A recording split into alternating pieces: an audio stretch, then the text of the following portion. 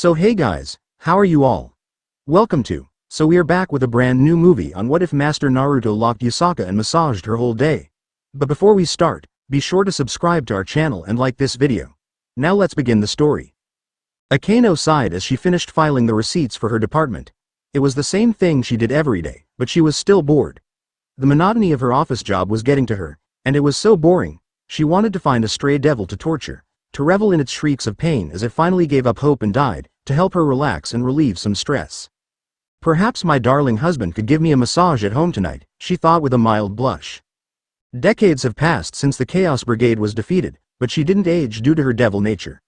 After everything had simmered down in the supernatural world, she had gotten a job as a manager in the Tokyo branch of one of the many businesses the Gremory family had in Japan, called Crimson Ruin Princess Inc., or CRP for short. Extremely unique name thought out by Rias.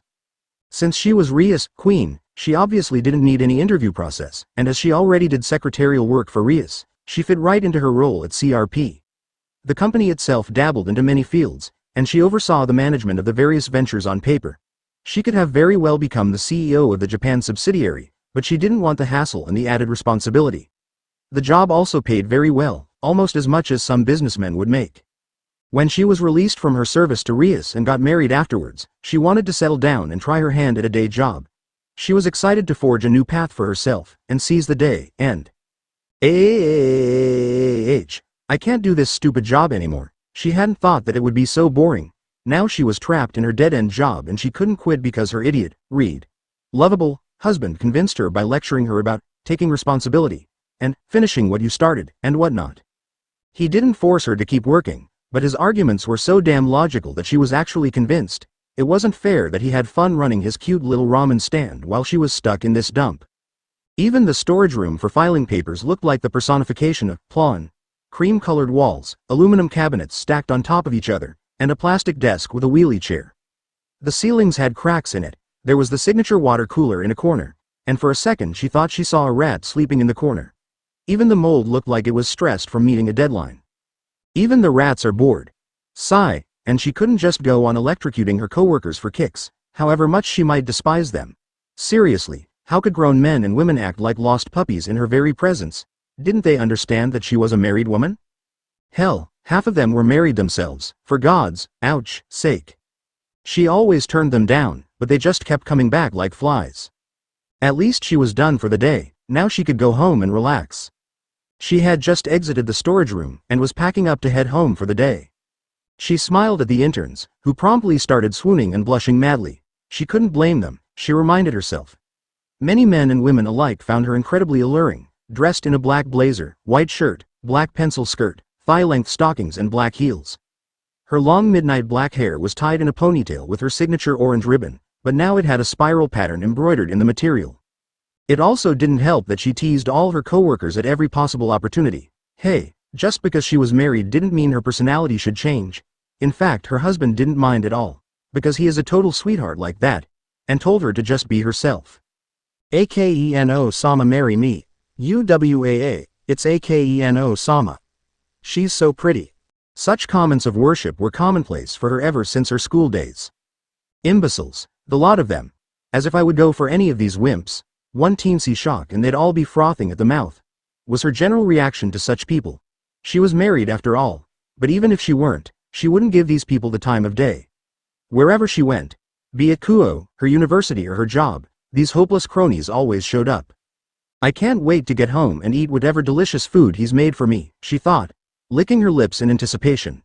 Just the thought of her husband's homemade cooking made her mouth water. Almost done, just 5 more minutes and she could teleport home to eat his scrumptious warm food, she thought. Why walk when you could literally bend space and travel in an instant? She never had any commuting problems due to her ability.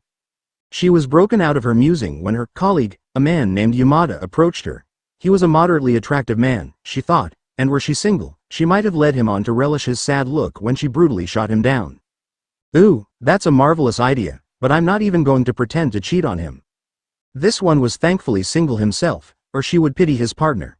That would be just like someone she knew very well. Even as he spoke, he was busy staring at her. Yamada was wearing what was quite possibly the only outfit that would make her day even more boring: a cream-colored shirt, checkered tie, corduroy trousers and a suede jacket. His brown hair was slicked back, and she could see the first hints of baldness.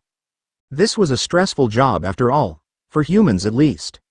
Oh Mao, who is this sitcom professor character you have dropped in front of me? She was honestly taken aback by the sheer plan of his outfit. Anyo, Akeno-san, Yamada began, blushing and fidgeting slightly.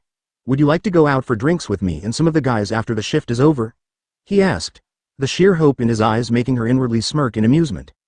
His guys were random extras like himself, looking at her like puppies with their master.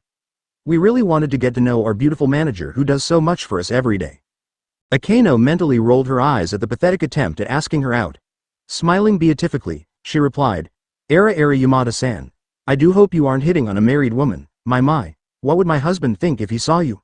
Of course her husband would not do anything harsh, except maybe put some itching powder in that suede monstrosity.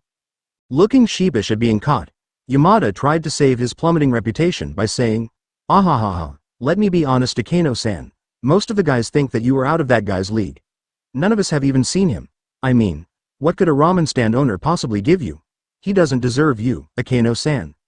Throughout the idiot's diatribe, Akeno's eyes grew progressively colder, and her smile became more forced. The temperature in the room started steadily dropping, and Yamada and his mooks could feel some kind of unseen pressure weighing down on their shoulders. Then the most surprising thing happened. Akeno started to giggle. But this giggle was not her usual demure giggle which sent her fans into a haze. This sound was more like the cackling of the Shinigami. According to Yamada, at least. While Yamada and company were struggling to remain focused, Akeno, however, was lost in her own thoughts. Akeno's mind. Akeno-sama, please stop, it hurts. Yamada shouted as he was electrocuted for the umpteenth time.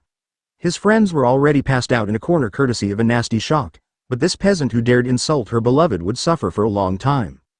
She stopped the steady stream of electricity, and Yamada slumped to the ground, nearly dead. He looked like he had seen much better days, and had so many bruises it looked like a big plum. You know, she began, normally, I would have turned you down and we would have gone our separate ways. But then you made a really bad mistake, she said, giggling sadistically, as his eyes widened. I'm so sorry Akeno-sama, I won't bother you again, please spare me. He wailed hopelessly, like the worm he was. She giggled again, she was really enjoying this, oh how I missed this, she thought.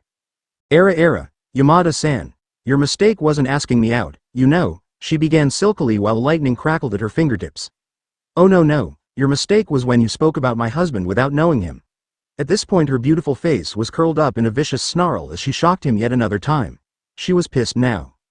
As if a worm like you could even compare to him, you piece of filth. You are but an ant in his presence. She spat. You know nothing of the wonderful man he is, of what he's done for me, and you dare slander his name, she all but shouted, as the poor man recoiled in fear. He shrieked again as she shocked him once more. She was having so much fun. Real-world Akeno was giggling madly while blushing up a storm. Am I a yandere now? She idly mused. While this was going on, poor Yamada thought that this was a reaction she had to his offer. Emboldened by the response he received, he pressed on. So, about what I asked. He ventured. The game plan was that he would escort Akeno to a local restaurant to meet the guys, but the guys would mysteriously call and cancel, all of them would.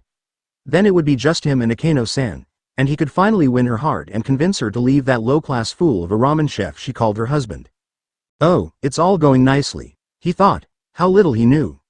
Meanwhile, his words had snapped Akeno out of her trance. She turned her focus on the sniveling dolt in front of her. Her frigid gaze made him feel like his soul was being torn apart. Slowly, while restraining her rage, the black-haired beauty asked, would you care to repeat that, Yamada-san? She absolutely hissed through gritted teeth. Hi, I was asking, I'm afraid I'll have to decline, and please refrain from hitting on married women again, especially me, okay? She interrupted him with a positively saccharine smile.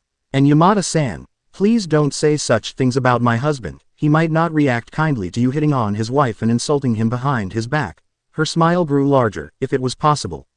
Him not reacting kindly would be an understatement, she thought. The last time such a thing happened was Fallen Angel hit on her when he was nearby. The Fallen was using the cliché. Ditch this loser and have fun with me, bit. He would not take no for an answer and kept bugging her. When she still refused, the crow tried to grab her hand. While she could have easily dealt with that crow herself, she didn't have to, as her husband took him into an alley and broke his wings as well as every bone in the idiot's body.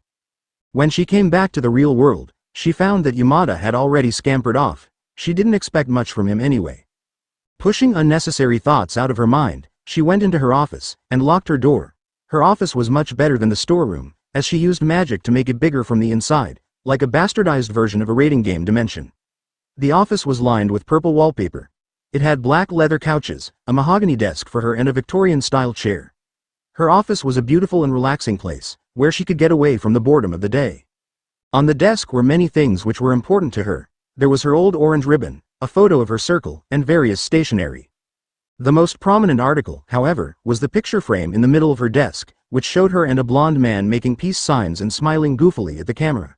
She smiled wistfully, and skirted her fingers over the glass, checking the door. On finding no one, she prepared her magic.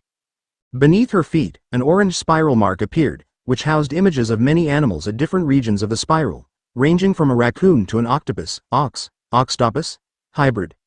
But the most prominent was the regal-looking nine-tailed fox at the center of the spiral. If she didn't know any better, she would have assumed it to be a yokai. It was a testament to her husband's prowess with seals, that instead of letters, the magic in the spell was conveyed by images. The Uzumaki clan crest. Her clan crest, she thought with pride. I'm coming home, and you better have food ready. Naruto-kun, she thought before she vanished in an orange flash. Naruto smiled as he delivered another bowl of piping hot ramen to his customers, a family of 4, who were more or less his regulars. The Nobi family were a cheerful bunch, always smiling, joking and generally happy. They were also one of the first customers to grace his shop when he relocated to Tokyo, after mysteriously disappearing from his earlier home in Kuo. He couldn't have people wondering how he still looked to be in his 20s, after decades of living there, now could he? The Nobis were a joy to be around. The father, Takashi, was a pretty nice guy and loved his family a lot, which made Naruto respect the man.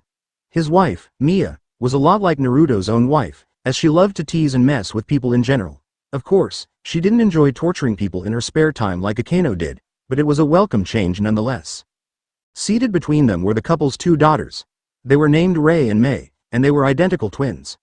They were absolutely adorable and loved ramen almost as much as he himself did. Breaking out of his thoughts, he greeted them. Hi guys, how's it going? If ya need anything else, tell me okay. Mia smiled at him, while Takashi had already started stuffing his face with ramen, earning him a bonk on the head from his wife. Thank you Naruto, we're all fine. But we'll probably have some sake, if you would. Sure, I'll bring some over right away. Thank you. She nodded. Girls, what do we say to Uncle Naruto? Thanku Unka Naru. 2 squeaky voices chirruped, which made Naruto pat their heads, earning him pleasant hums from the kids. It's no problem girls, just eat slowly, kay? It's not going anywhere ya know, he said while chuckling, which made the twins glare at him, but they just looked like angry puppies. This idle conversation went on till closing time, when the Nobis finally left. Naruto headed to the back to finish cleaning up so that he could go home and make dinner for himself and his wife. His wife had gotten a job with the Gremory business, a name he couldn't remember. It was a far cry from when he met her while she was still in school, and fighting in death matches for entertainment. Now, some may ask why she wasn't serving Rias, competing in rating games and so on. It was fairly simple, in reality. Since long-term peace between the 3 factions was achieved, there was not as much of a need as before for devils to restore their numbers. This, along with various objections and outcries about the moral and ethical violations brought about by the evil peace system, led to a massive overhaul in how peerages worked. Ajuka Beelzebub, with the help of Azazel and Michael, came up with a new recruitment system in which free will was greatly emphasized and which could be used by members of any of the 3 factions, to better integrate themselves and further strengthen the peace. The king had to ask the potential member before performing the resurrection, and it had to be done in a free and fair manner. If the king did anything with a malicious intent, the king, peace inside them would not permit the resurrection. So any trickery, coercion or magic was out of the question, since the king, peace was bound to the soul of the devil. As long as the devil knew what they were doing, the peace wouldn't reincarnate anyone. Also, those who were revived after death were given 1 week's time to leave the peerage without any consequences, while keeping the second life. Devils were marked as strays only if they committed a crime against their king, or against society in general. Simply leaving the peerage wasn't a crime anymore. This new system was called the Inner Circle system. She was therefore in Rias' Inner Circle, as queen. The class system in the Devil Society also changed a lot. Many of the old elitist fossils on the council who still advocated purist supremacy were either killed in the war against the Chaos Brigade, or replaced by more progressive, competent heirs. Designations like high or low class were more of a formality than any actual indication of ability or prestige. There was noticeably less stigma attached to being low class or reincarnated, and society as a whole was progressing.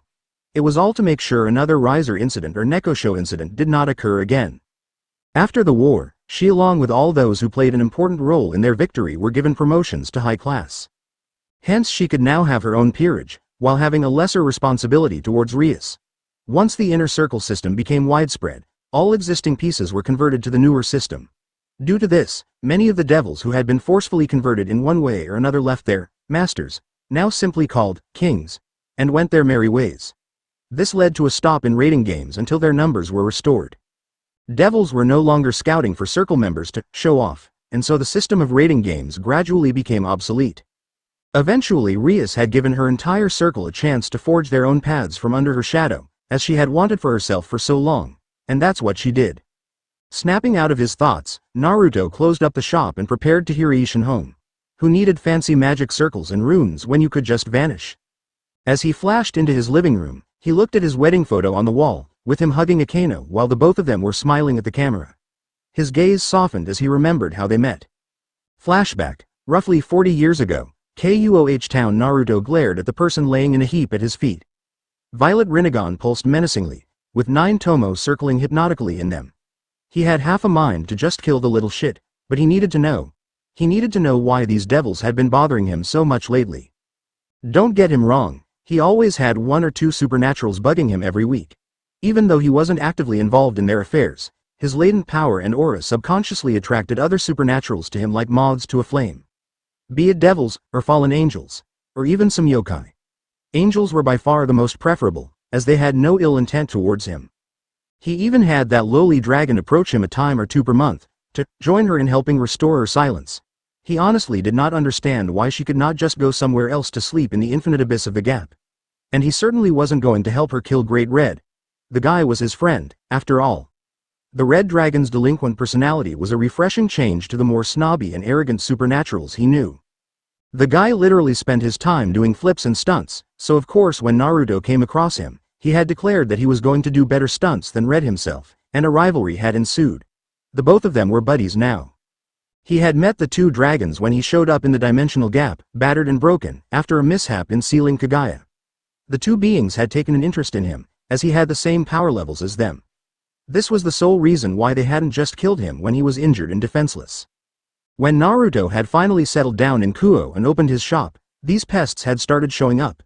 He mostly just beat them to a pulp and genjutsu'd away the memories with his eyes, but he was getting fed up now. He wanted to find out what their endgame was, and put a stop to it, so he could live in peace. Sighing in exasperation, he prepared to use one of the jutsu he really hated using. It was everything he had fought against, but in this case it was necessary. It helped that all he could sense from this devil was evil and malice. He placed his hand on the downed man's forehead and spoke in a low voice. Ninjendo. Naruto stilled momentarily as a rush of memories came into his head from the man's mind, and he finally got his answer. Chaos Brigade Rizvium Levon Lucifer Trihexa. Rizvium Levon Lucifer was forming an organization, the main purpose of which was to invade the world using the evil dragons from other dimensions. For that goal, they sought to defeat Great Red, who protected the dimensional gap by reviving the legendary beast, 666, Trihexa. Granted, they weren't anywhere close to executing such plans. It would take them years yet, but it was still troublesome.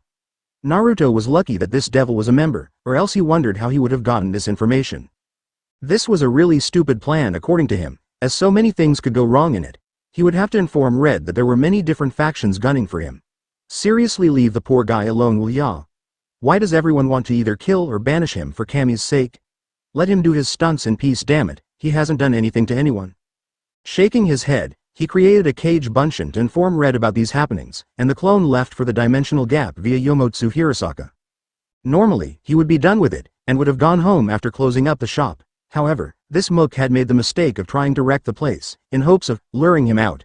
He had also insulted ramen. So Naruto ripped the man's soul out of his head and crushed it into oblivion. Sealing the corpse of the devil into a scroll and burning it via Amaterasu, he left to go in and finish cleaning up. He would go home and rest up for tomorrow. Just as he was about to go out and flip the sign, the bell attached to the door chimed, and in walked one of the most beautiful women he had ever seen. She was a young woman with very long black hair and violet eyes. Her hair was tied in a long ponytail, reaching all the way down to her legs with two strands sticking out from the top and sloping backward, with an orange ribbon keeping it in place. Like most of the girls at Kuo Academy, she wore the customary Kuo Academy girls' school uniform, along with black calf-length socks. Just as Naruto was about to snap out of his stupor and apologize for staring, she interrupted him. "Excuse me, but are you open?" she said in a silky voice, almost like it was gliding over his ears. She was smiling angelically at him, but it didn't take him more than one look to discern that her smile was horribly fake, much like his own back when he was a child. It made his interest in her rise even more. "Ah yes, I was just about to close, but I can make an exception for once, ya know?" he said, hoping that he didn't come across as a flirt. He just wanted to know more about this woman, not necessarily in a romantic sense. There was something about her, something that drew him to her. She was like her mystery, and that smile certainly had some secrets behind it. He also sensed two conflicting energies from her. A devil-fallen hybrid. I knew this girl was interesting. The girl let out a demure giggle, and smiled even wider. "Thank you. I was really hungry and this is the only place that was open. Could I have your name?" "The name's Uzumaki Naruto, and don't you forget it, ya know," Naruto replied, grinning. "And what about you, miss?" "Ufufufu. My name is Himejima Akeno. It's nice to meet you, Naruto-san." "Likewise, Akeno-san. Please have a seat. What can I get ya?" he asked, as the girl took a seat on one of the stools. Akeno seemed to be deep in thought as she looked over the menu. Ultimately, she decided on miso ramen, and Naruto went inside to prepare the food. While she waited, she thought over the past few moments. The blonde looked to be about her age, and he had a cute, kind of feral look to him, with those whisker marks of his. His blue eyes were also the most unique pair of eyes she'd seen in quite some time. She idly wondered why he was working and not attending school, but felt like it wasn't her place to ask. One thing was for sure though, she had taken an interest in the blonde. After about 5 minutes, Naruto came back with the order, and set it down in front of her. Akeno looked like she was about to drool any second from the delicious smell of the ramen. Slowly, she dug in and brought the first bite to her dainty lips. As she ate the initial morsel, her eyes widened in surprise. She had never eaten such fabulous food before. Every ingredient was in perfect harmony, and no one taste overpowered any of the others. She was lost in her own world as she ate, and she didn't even remember finishing the whole bowl. Looking up from her food-induced daze, the Ravenette blushed slightly in embarrassment as she caught Naruto looking at her with amusement in her eyes. She had gotten too engrossed in her meal to worry about trivial things like eating speed or manners. Not one to give someone else the last laugh, she tried to embarrass him in retaliation for her own situation. Era Naruto-san, you're looking at me so intensely," she gasped. "What is a girl to think? Are you interested in me?" She purred, batting her eyelashes. It had to work, she reasoned. Any normal man would have gotten the double entendre and started to blush or sputter in embarrassment. Any normal man, she thought, would be unable to resist her charms. How wrong she was. Huh, she blinked. Once. Twice. She looked at the chef, and the sheer clueless expression of his, accompanied by a cute head tilt, convinced her that he'd understood not a word of what she'd said. He was honestly confused, and she didn't know what to think when this man didn't swoon in her presence or stare at her like an idiot. Her mind offered up the elegant retort of, "Yue, the nerve of this man." He'd managed to not only embarrass her twice, but had done so without doing anything himself. This won't stand, she decided. She was the embarrasser, not the embarrassed. She would find some way to tease him, to make him blush, if it's the last thing she did. She would come back, and she would keep coming back until she achieved her goal. It was the only reason she would even come back to a place like this, she thought half-heartedly. Just to get one over the cute blonde, nothing else. Absolutely nothing to do with the cute blonde whatsoever. It helped that the ramen was delicious, though. Flashback end. It was when Naruto was finishing dinner that he saw the signature flash of orange created by the Uzumaki teleportation circle. He had made the runes from scratch using this world's magic, and it worked wonderfully. Anyone from Naruto's immediate family or anyone he inducted into their clan could use the seal to teleport to a place of their choice, much like all other clan seals. But this one was orange. And it was marvelous. Logistics aside, there was currently just one person in his family capable of using magic, and that meant only one thing. Akeno-chan is home. Creating a clone to finish up with the food, Naruto went to the living room, just in time to see his wife appear out of thin air. She still looked as beautiful as the day they met, and the office attire only added to her appeal. Just as she finished materializing, Naruto promptly glomped her. Akeno-chan. Welcome home. I missed you. He shot off, obviously delighted to see her. How was your day? Did you eat properly? Are you hungry? Did you? Akeno sighed fondly as her husband continued to rattle on with his mundane questions. While many other women would hate when their husbands fussed over them, she loved it quite a bit. Those idiot floozies didn't know what they were missing. A caring husband who loves you unconditionally, is really handsome, and cooks for you. She'd be stupid to get annoyed at him for that. Plus, his mother hen personality was very charming, in her opinion. Still, she was tired due to a long day at work in Yamata, and as much as she loved her husband, she needed silence right now. She just wanted to relax and eat whatever tasty dinner he had cooked for them. Naruto was cut off when Akeno placed a finger to his lips, halting his inquiries. His cheeks tinged pink at being caught rambling again, and his embarrassment was only amplified after seeing that smug look on her face. She knew exactly what she was doing, the minx. It wasn't his fault. He couldn't help but fuss over her when she came back looking all tired like that. What kind of husband would he be if he failed to identify when his wife was stressed? Naruto knew she didn't mind, but Akeno loved to tease him. Well, he would see how she liked it when he teased her in return. Naruto flinched back from her and looked at her as if she'd slapped him. Mustering the most hurt expression he could manage, he looked at his wife, going incredibly still.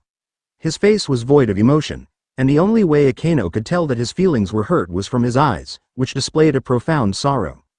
"Oh Naruto, you fabulous actor, you," he cackled, praising himself inwardly. Seeing as his message hadn't entirely gone across, Naruto decided to up his game. Slumping his shoulders in defeat, his face remained blank as he let out a long-suffering sigh. He looked away from Akeno, and began in a monotone voice. "I'm sorry for being so overbearing, Akeno." He got out, using a small amount of sweetened chakra for added tears. "I will try to tone it down from now on. You probably don't like me being so clingy," he continued, looking worse than a kicked puppy. "Aha." He cheered mentally when he saw Akeno's eyes widening in shock. She must be thinking that he misunderstood her actions, he mused. She must be thinking that she had hurt him. Not one to quit while he was ahead, Naruto pressed on. Turning away from her, he started dragging his feet towards the kitchen, maintaining his beaten posture. "A clone will bring you dinner, Akeno," he said, purposely dropping the "chan" for added effect. "I'll just be inside for a while." He turned to her and gave her a sad smile. "I'll try to be better in the future." All throughout his monologue, Akeno was getting more and more distraught. She had grabbed the handle of the couch and was staring at him with a wide, shocked gaze. Seeing as he had teased her enough, Naruto decided to end the joke. He could never bear seeing such despair on his wife's face, prank be damned. But before he could get a word in, Akeno blitzed him and crashed into his chest, hugging him tightly. Naruto instinctively wrapped his arms around her, and he realized that she was shivering no, trembling. Crap. Now I've gone and hurt her, he thought. He sometimes took his pranks too far and didn't know when to stop. Just as he was about to console his clearly distraught wife, she began speaking. "I'm sorry Naruto-kun, I didn't mean to imply that I didn't like it," she declared, looking up at him with big watery eyes. "I always love it when you fuss over me and take care of me."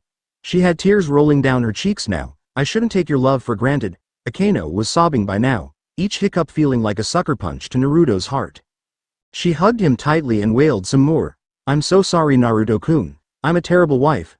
Please forgive me. I'm the worst. I'm horrible, selfish and..." Naruto interrupted her by hugging her back fiercely, in a bid to comfort her in her frazzled state. He really was the worst, wasn't he? He made his lovely wife cry, and for what? A prank? Unacceptable. He was Naruto Uzumaki, he lived for his precious people, and he just made his most precious person break down and cry. He needed to fix this, and fast. He would apologize to Akeno, and then he would beg and grovel until she forgave him. No prank war was worth his wife's happiness. So, Naruto broke their embrace and cupped her face in his hands tenderly. He was about to wipe her tears and comfort her, only to find her smirking. Why was Akeno smirking? Wasn't she crying a minute ago? Naruto decided to recap the past few minutes. His wife had returned home after a long day at work, and she'd embarrassed him by cutting off his rambling. Then he had decided to tease her as payback. Seeing the gears turn in her husband's head, Akeno let out a demure giggle. He was so cute when he tilted his head and acted all intelligent. Era Naruto-kun, did you think that I would let your teasing slide?"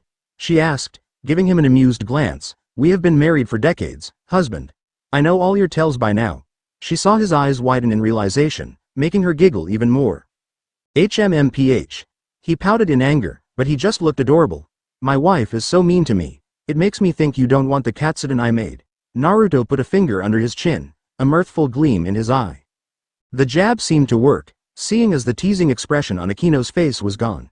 She was staring far off into space, and her eyes were glazed over. Her lips were slightly parted, and a little bit of drool was waking through. Naruto smirked when he saw his wife's state. She always did love his cooking. Whenever his delicious meals were even mentioned, she lost all semblance of her Yamato Nadeshiko personality. It was fun and downright adorable to see the drastic change in Akeno's nature. It was how they met in the first place, after all. Katsudon, with sake. Akeno trailed off, still imagining the meal she would be having. Suddenly, the meaning of his previous words struck her. Her eyes snapped towards Naruto, and she was in front of him in a flash. Fine, dear husband, you win this time. Now can we please eat, she said, with a fire in her eyes. Puffing out his chest in pride at winning their tiny prank war, Naruto ruffled his wife's hair, earning an indignant pout from her. Akeno-chan, go and freshen up. Okay. I'll have dinner set up by then. Seeing her enter their room to do just that, Naruto went about setting the table. It was almost an automatic task by now, which gave him the time to reminisce. He never would have thought that he would find such a loving wife. With his less-than-ideal childhood in his homeworld, he had developed a warped definition of love. He did not understand the difference between romantic love and familial love, never having experienced either of the two. Towards the end of the Fourth Shinobi War, a mishap in sealing Kagaya had made him immortal. He had but an hour to grasp the concept, and his initial conclusions had been unsettling at best. If he was to be immortal, anyone he held precious would die before his very eyes. It would take years or even decades, but they would pass all the same. And he would be forced to watch them slip by. He would be all alone, as even Kurama had been taken from him. Then, due to Kaguya's crazy jutsu, he got flung into a dimension where immortals were a dime a dozen. Talk about twisted luck. Seeing as he had no qualifications and/or skills, he had opened up a ramen shop after persuading the right people for permits and papers, of course. It was there that he met the woman who would go on to become his wife in the future. After their initial meeting, she came to the shop quite often, trying to embarrass him or get a rise out of him. Seeing as he was as dense as a brick back then, she failed spectacularly. Her interest in him evolved with time, and it didn't take her long to realize his issues. He had told her about his past after the first year, and she had done the same. Needless to say, she was not amused when told about his childhood. Even more so about his skewed concept of love, but that was easily fixed. She had literally zapped the concept of love into his head. They started dating shortly after and got engaged and married in quick succession. Both were headstrong individuals after all, and they weren't the sort to beat around the bush. He was snapped out of his musings when Akeno came out in her violet pajamas, an angelic smile on her beautiful face. He couldn't help but stare at her beauty. Even after being married for so long, he was still mesmerized by her radiance. He could just gaze at her for hours on end without rest. Not that she minded, of course. She liked to be admired and appreciated by her loving husband. Akeno caught him staring at her and smirked mentally. Now was the time to strike, to get him back for her earlier defeat. She put a hand on her cheek and tilted her head, fluttered her eyelashes at him and asked in a sweet voice. Ufufufu, Anata, you like what you see? She inquired with a purr. Close your mouth, dear, you'll catch flies. Now she would wait for his reaction. She waited for him to flush in embarrassment, to sputter out nonsense and try to form coherent sentences. But alas, Naruto lived up to his title and did something unpredictable. He closed the distance between them with boundless love in his eyes, gently embraced Akeno and kissed her forehead. Caught off guard by this sudden change in events, Akeno couldn't speak, but Naruto did. You're so adorable, Akeno-chan. I really am the luckiest idiot in the world to have you as my wife. When she heard his words, Akeno gained a steady blush on her cheeks. Steam was about to erupt from her ears, that's how embarrassed she was. The last straw was when Naruto tucked her head under his chin, which prompted her to nuzzle her face into his shoulder. It's not fair, she lamented inwardly. I'm supposed to be the teaser here, and then he goes and says something like that. She didn't show it, but Akeno felt extremely giddy from their earlier exchange. It was always like this with them, she mused. Akeno would try to tease him and get a reaction out of him, and he would say the sweetest and most loving things which would shut down her brain and make her blush like a fangirl. She never could understand how he got such a reaction out of her, but she didn't care. For Naruto and only for him, she could tolerate being the one embarrassed. If that was the price of hearing his lovely compliments, she didn't mind. They stayed in their position for some time. Akeno recalled all that this blonde buffoon had done for her. He had fed her countless times and saved her life even more times. He helped her reconcile with her father, and even brought forth her mother's soul via the King of Hell so that she could get some closure. But most importantly, he had given her his unconditional love. Due to her traumatic childhood, she had an immense hatred for fallen angels. When they told each other their pasts, he had held her until she recounted her tale, and comforted her while she sobbed. Then he had asked to see her wings.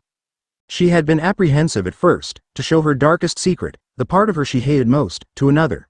But she trusted Naruto, and so she did. She unfurled her wings and waited with bated breath.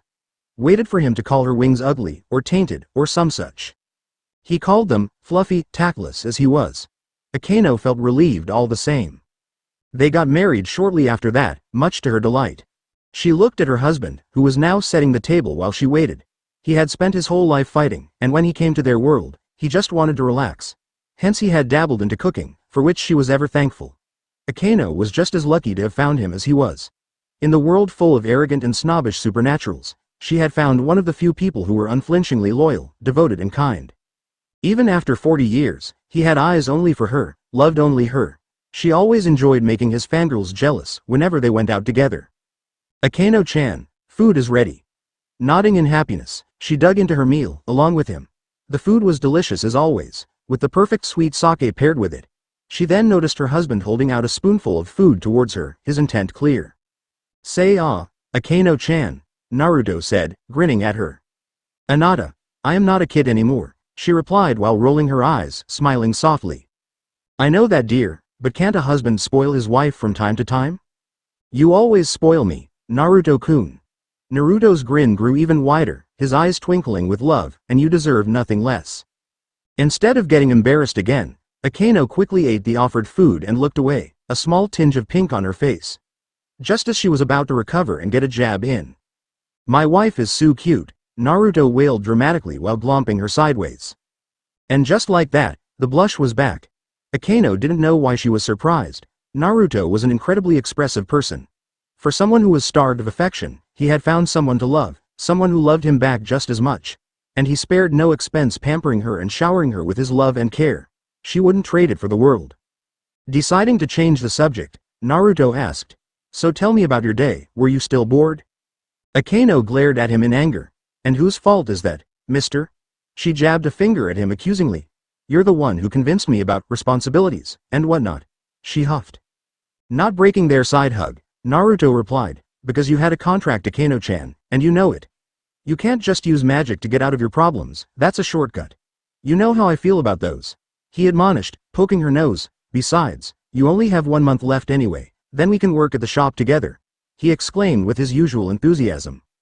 Sighing in resignation, Akeno nodded. There was no winning with him when it came to work ethic. Yamada Baka approached me today. She began, earning an interested look from her husband. He was spouting bullshit about how you don't deserve me and that I should date him instead. She spat with a disgusted look. Instantly, Naruto's expression changed from interested to worried. Is he okay? Akeno twitched. What kind of a question is that, Anata? Shouldn't you be asking him if I'm okay? No, I asked correctly. Came the reply. Is he alive with his mind and body intact? Akeno gasped. How can you imply something like that, husband dear? She looked hurt. Upon receiving the flattest deadpan ever, she sighed and relented. He's fine, I wanted to torture him but didn't. Could have broken a bone or two, though. The last part was muttered, but he heard her all the same. That's my girl, I'm proud of you, Naruto beamed. We should never care what others think about us, I know I never did. Akeno wholeheartedly agreed. The rest of the meal went by without a hitch, with the couple making idle conversation and just enjoying each other's presence. As night fell, Naruto and Akeno eventually retired to their bedroom. They cuddled up to each other and thought the same thing before being claimed by slumber. I love you, and I can't wait to spend the rest of my life with you. Hokage-sama. A voice called out, stern but soft at the same time. Z's, Hokage-sama, this is most improper. The voice called out again, and a woman stepped into the office. She looked to be in her early 20s, with waist-length silver hair in a ponytail. Her attire consisted of formal office wear, a white shirt, and a black pencil skirt. Her beauty had an otherworldly, ethereal quality to it as if she were some form of divinity.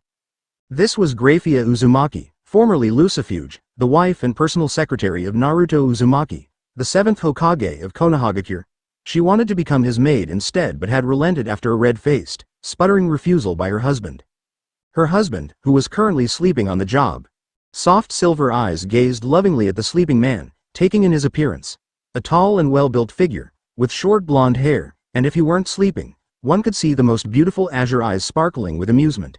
At least to her, anyway. Zzz. Her delicate silver eyebrows twitched in annoyance as Naruto refused to wake up. Deciding to try a different approach, she walked across the room to where he was sleeping. As she neared him, Grayfia could see the piles of paperwork on his desk. Even if Naruto had dozens of clones working on paperwork, the heap still miraculously replenished itself. Despite all her experience as a secretary, Grayfia was still at a loss regarding this problem. She reached Naruto, who showed no indication of being aware of her presence. Was this really the Hokage, the strongest shinobi in the world? Weren't shinobi supposed to be cognizant of their surroundings at all times? With how deeply her husband slept, he would be an easy target for any assassins foolish enough to challenge him. Arriving next to the sleeping blonde, Grayfia leaned down and whispered in his ear. Naruto-kun, don't you want the ramen I made? I made it just for you, she all but purred, hoping for a reaction. Alright, I'm up. Where's the ramen? The result was instantaneous. Naruto instantly awoke and jumped upright, narrowly missing Grayfia in the process. He then looked around, aware of the environment for the first time after waking. His gaze landed on Grayfia, and he processed what had been said. Then, his eyes widened, and he let out a meek whimper. There's no ramen. No, Hokage-sama. I needed to wake you up somehow. Grayfia said, back in her stoic persona. However adorable he might look with that teary-eyed pout, she had to remain professional. How could you do this to me, Fia-chan? Naruto wailed pathetically, you know how much I love ramen, yet you still tricked me. Have you no shame atatatata? His rant was cut off in between when Grayfia harshly pinched his cheek. Please act like a man of your status should, Hokage-sama, she admonished him sternly. For once, I agree with your wife, Naruto. Kurama grumbled from within, your juvenile actions reflect poorly on me, as you are my host. Even if the fox was used to this daily stupidity, it didn't mean he had to like it. Ow. Okay, Fia-chan. Naruto extricated himself from his wife's hold, but then Mock glared at her. And how many times have I told you? Call me Naruto.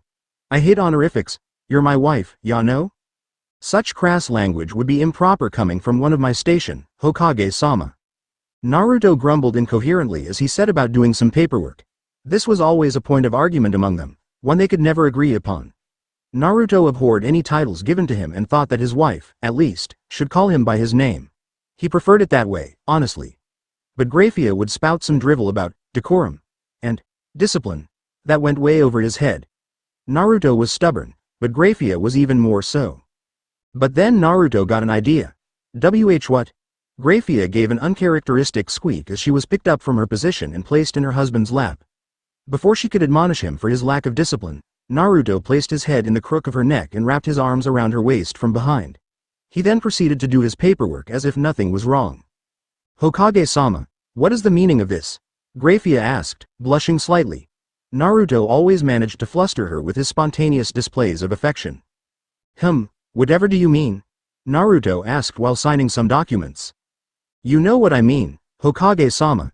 She narrowed her eyes at him. She was struggling to maintain her work persona, but her husband was so warm that it was proving to be difficult. She had already relaxed and was cuddling up to Naruto. Naruto looked down at his wife, who was glaring at him with her soft silver eyes. Over the years, Naruto had realized that Grayfia didn't like to make their relationship known in public. But that didn't mean Naruto couldn't show his wife some love, did it? I concentrate easily when you're cuddled up to me, Fia-chan. Naruto gave her a cheeky grin. Look, I already signed 6 documents. He gestured excitedly at the papers. Hokage-sama, what if someone walks in? Grayfia reasoned. Even your Anbu are watching. Such behavior is unbefitting of the Hokage. However, she made no effort to get out of his hold. Naruto wasn't buying it. There's some other reason, isn't there? He lightly pecked her cheek. You can tell me, dear. If it's really bothering you, I'll release you. His thoughtful reply made things even more complicated for the devil. On the one hand, she was the secretary of the Hokage. She was currently in office hours and had to maintain professionalism. On the other hand, Grayfia was, first and foremost, his wife. She was allowed to be affectionate to him, although the environment could be better. And it did not help in the slightest how cuddly her beloved was. Not that she'd ever tell him, she had an image to maintain. After about 2 minutes of not moving, Grayfia gently shook her head. It's embarrassing, and I have no desire to let the Anbu or any client intrude on a personal moment. Naruto just hugged his wife tighter, making her wiggle slightly. Ah, that's so cute. That's just Grayfia speak for, I'm shy. He rubbed his cheek against her. As for the Anbu, I don't care. They don't dictate how I show love to my wife, Naruto finished, grinning madly. He could practically feel an embarrassed Konohamaru steaming in the corner of the room. Deciding that he'd teased his wife enough, Naruto picked her up again and put her on her feet gently, making her glare at him slightly. She straightened her uniform and gave a small smile, which went unnoticed by him. Nay, Fia-chan. Let's go somewhere fun, Grayfia sighed in exasperation. Naruto really had the attention span of a sparrow. He was that hyperactive.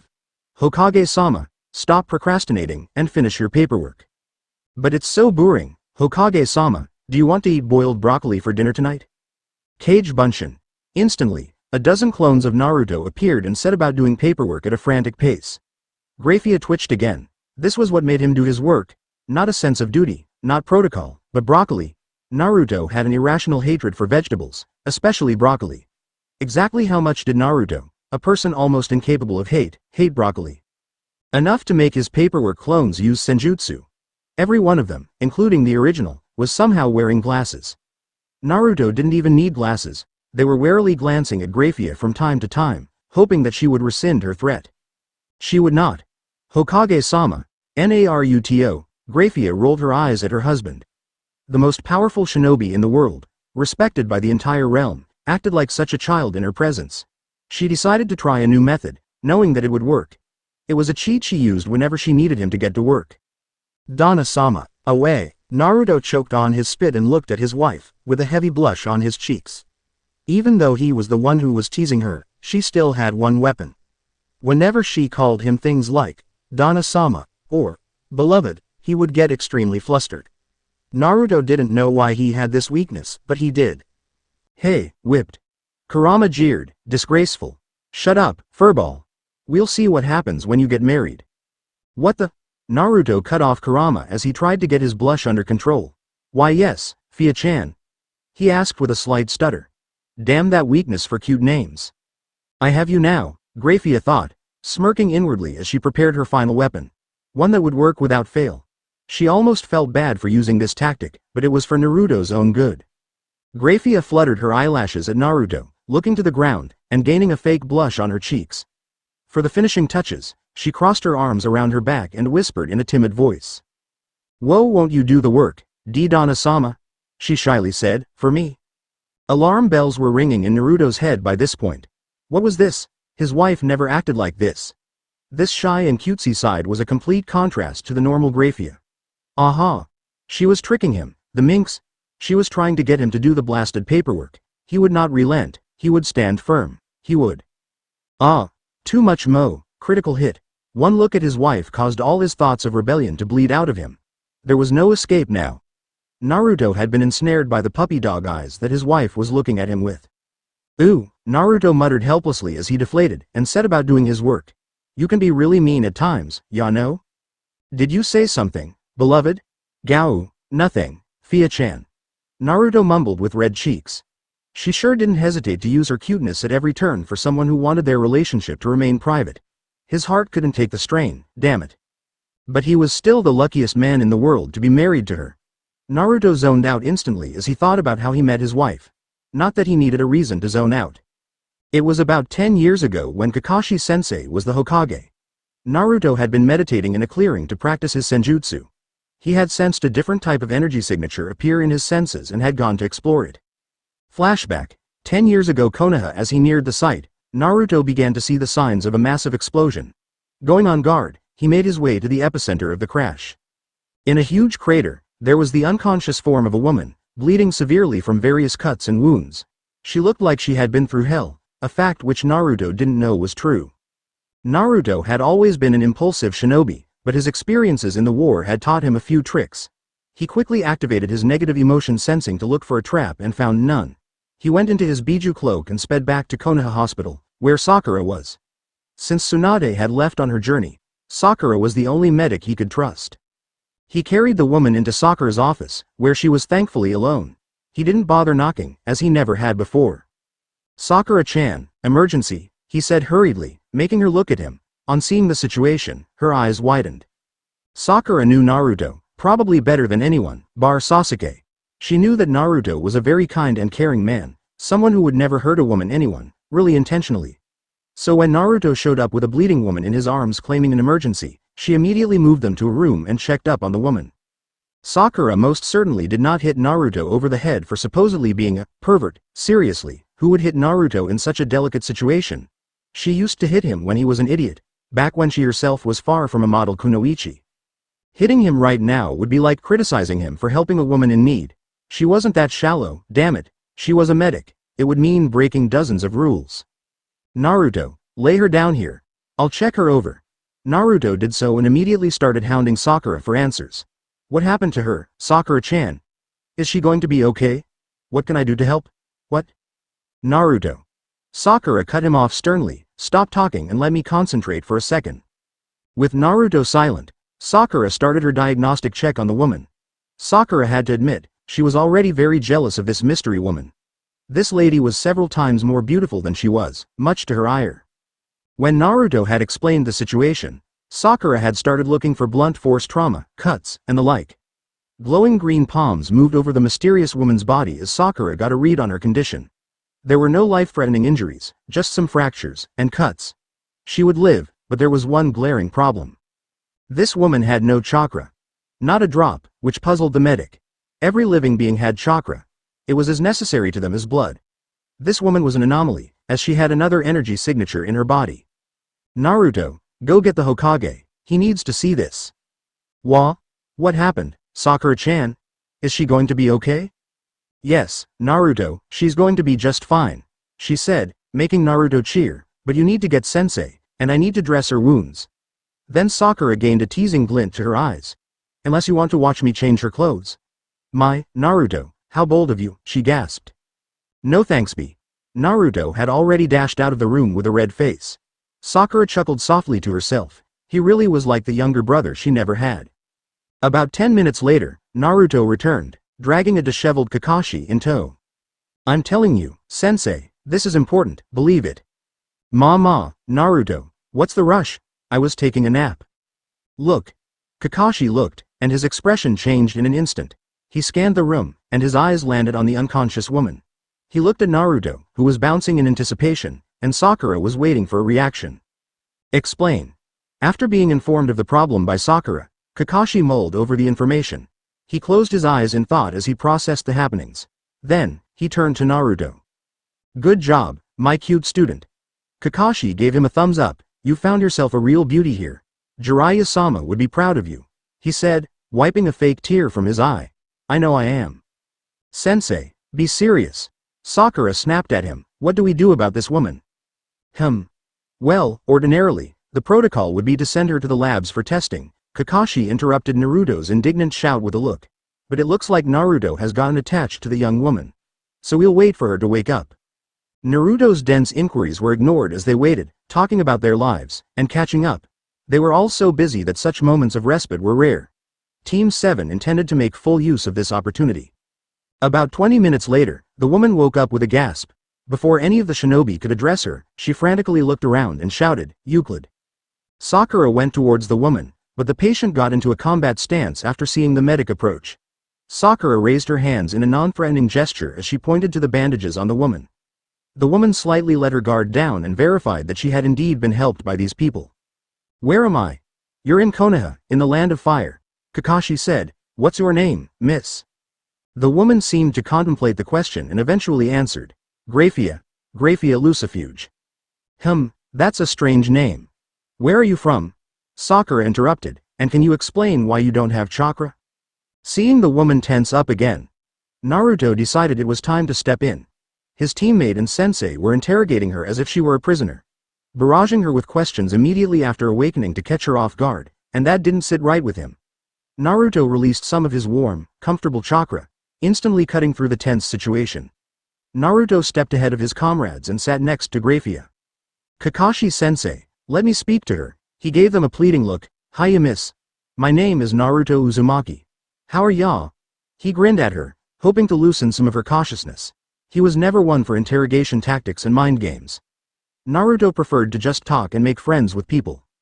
Naruto's approach seemed to have worked, as Grayfia scooted a bit closer to him. She usually would never commit such a foolish mistake, but Grayfia was out of her element here. She was fighting against the anti-Satan faction alongside her brother when a freak spell had knocked her out. She had then woken up in a strange land, where she could not sense a single devil. The people who helped her used chakra instead and were treating her as a prisoner. She was no stranger to such techniques, after all. She knew not their power, nor their abilities or numbers. She needed to play it safe. So when the blonde boy told the others to stop questioning her, she felt thankful to him. He had a certain presence about him, something that was making her trust him. He was just so pure and bright, like the sun in an unfamiliar realm with her magic reserves depleted. Grayfia latched on to the first person she thought she could trust. Grayfia hoped that he wouldn't betray her, as she would be helpless to stop him. She wished she could find a way home to her brother and her family. And from that day onwards, Grayfia would only talk to Naruto, no one else. They had gotten the full story from her, and Naruto had promised to try his best to help her. He had learned from previous experiences and promised things solely in his control, like trying his best. He would not let himself suffer such pain anymore. They had discovered, much to Grayfia's sadness, that returning home was impossible for her. The toads also corroborated this theory, making the woman almost lose hope. It was Naruto who convinced her that she could create new bonds here. That she could find new precious people in this world, and Naruto would help her. Since then, Grayfia had found that he was one of the few remaining members of the Uzumaki clan and the de facto heir. She felt as if she owed her life to Naruto and hence had pledged service to him. Naruto had firmly refused, stating that he did not want a servant of any kind.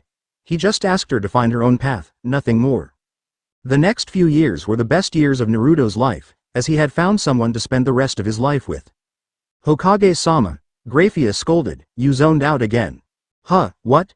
Naruto said, snapping out of his thoughts. "Oh, sorry, I was just thinking about how we met, ya know." He gave a soft smile, "And how lucky I was to have met you." Naruto looked at her lovingly. Stop trying to distract me, husband." Grayfia cursed herself for stuttering, but she could tell that Naruto was honest in his words. He always was, and that was what made her feel giddy. "Yes, you called me husband," Naruto cheered, happy to get one over his wife. "Hokage-sama, do you want to become an ice sculpture?" Grayfia whispered, trying to quash her blush. She was getting impatient and was flaring her ice magic. The temperature of the room lowered slightly, making chills go up the ANBU's spines. Naruto paled at the thought and created more clones to divide the work. The rest of the hour went without incident, mostly because Naruto wanted to get out of the monotonous office. The second he finished signing his last document, he went to his wife. "There, I'm done. Can we please go on a date now?" He pleaded while giving Grayfia his version of the puppy dog eyes. Grayfia didn't even need to think about it. His work was over, the documents were signed, and their last date was over 2 days ago. "Of course, dear. Lead the way." She even gave him a small smile, now that she was off the clock. That was all the motivation he needed, as Naruto quickly embraced his wife and used Hiraishin to teleport home. The nightlife of Konoha had only improved in times of peace. The Seventh Reign marked a new age of the shinobi world, and most of the people were leading happy lives. It was in this setting that Naruto and Grayfia had set out on their date. Naruto was wearing a blood orange dress shirt and black jeans, whereas his wife had donned a white turtleneck and blue jeans. They looked exactly like the power couple they were. The two were currently on their way to Ichiraku Ramen. While it might not be a date-worthy location for the general public, the restaurant held a special meaning for the couple. It was dear to Naruto's heart, as well as the place where he had his first date with his wife. The fact that his wife loved their ramen only helped Naruto decide to propose to her faster. "Fia-chan, have I told you that you look super pretty today?" "Yes, you did. This is the 3rd time, dear," she chuckled.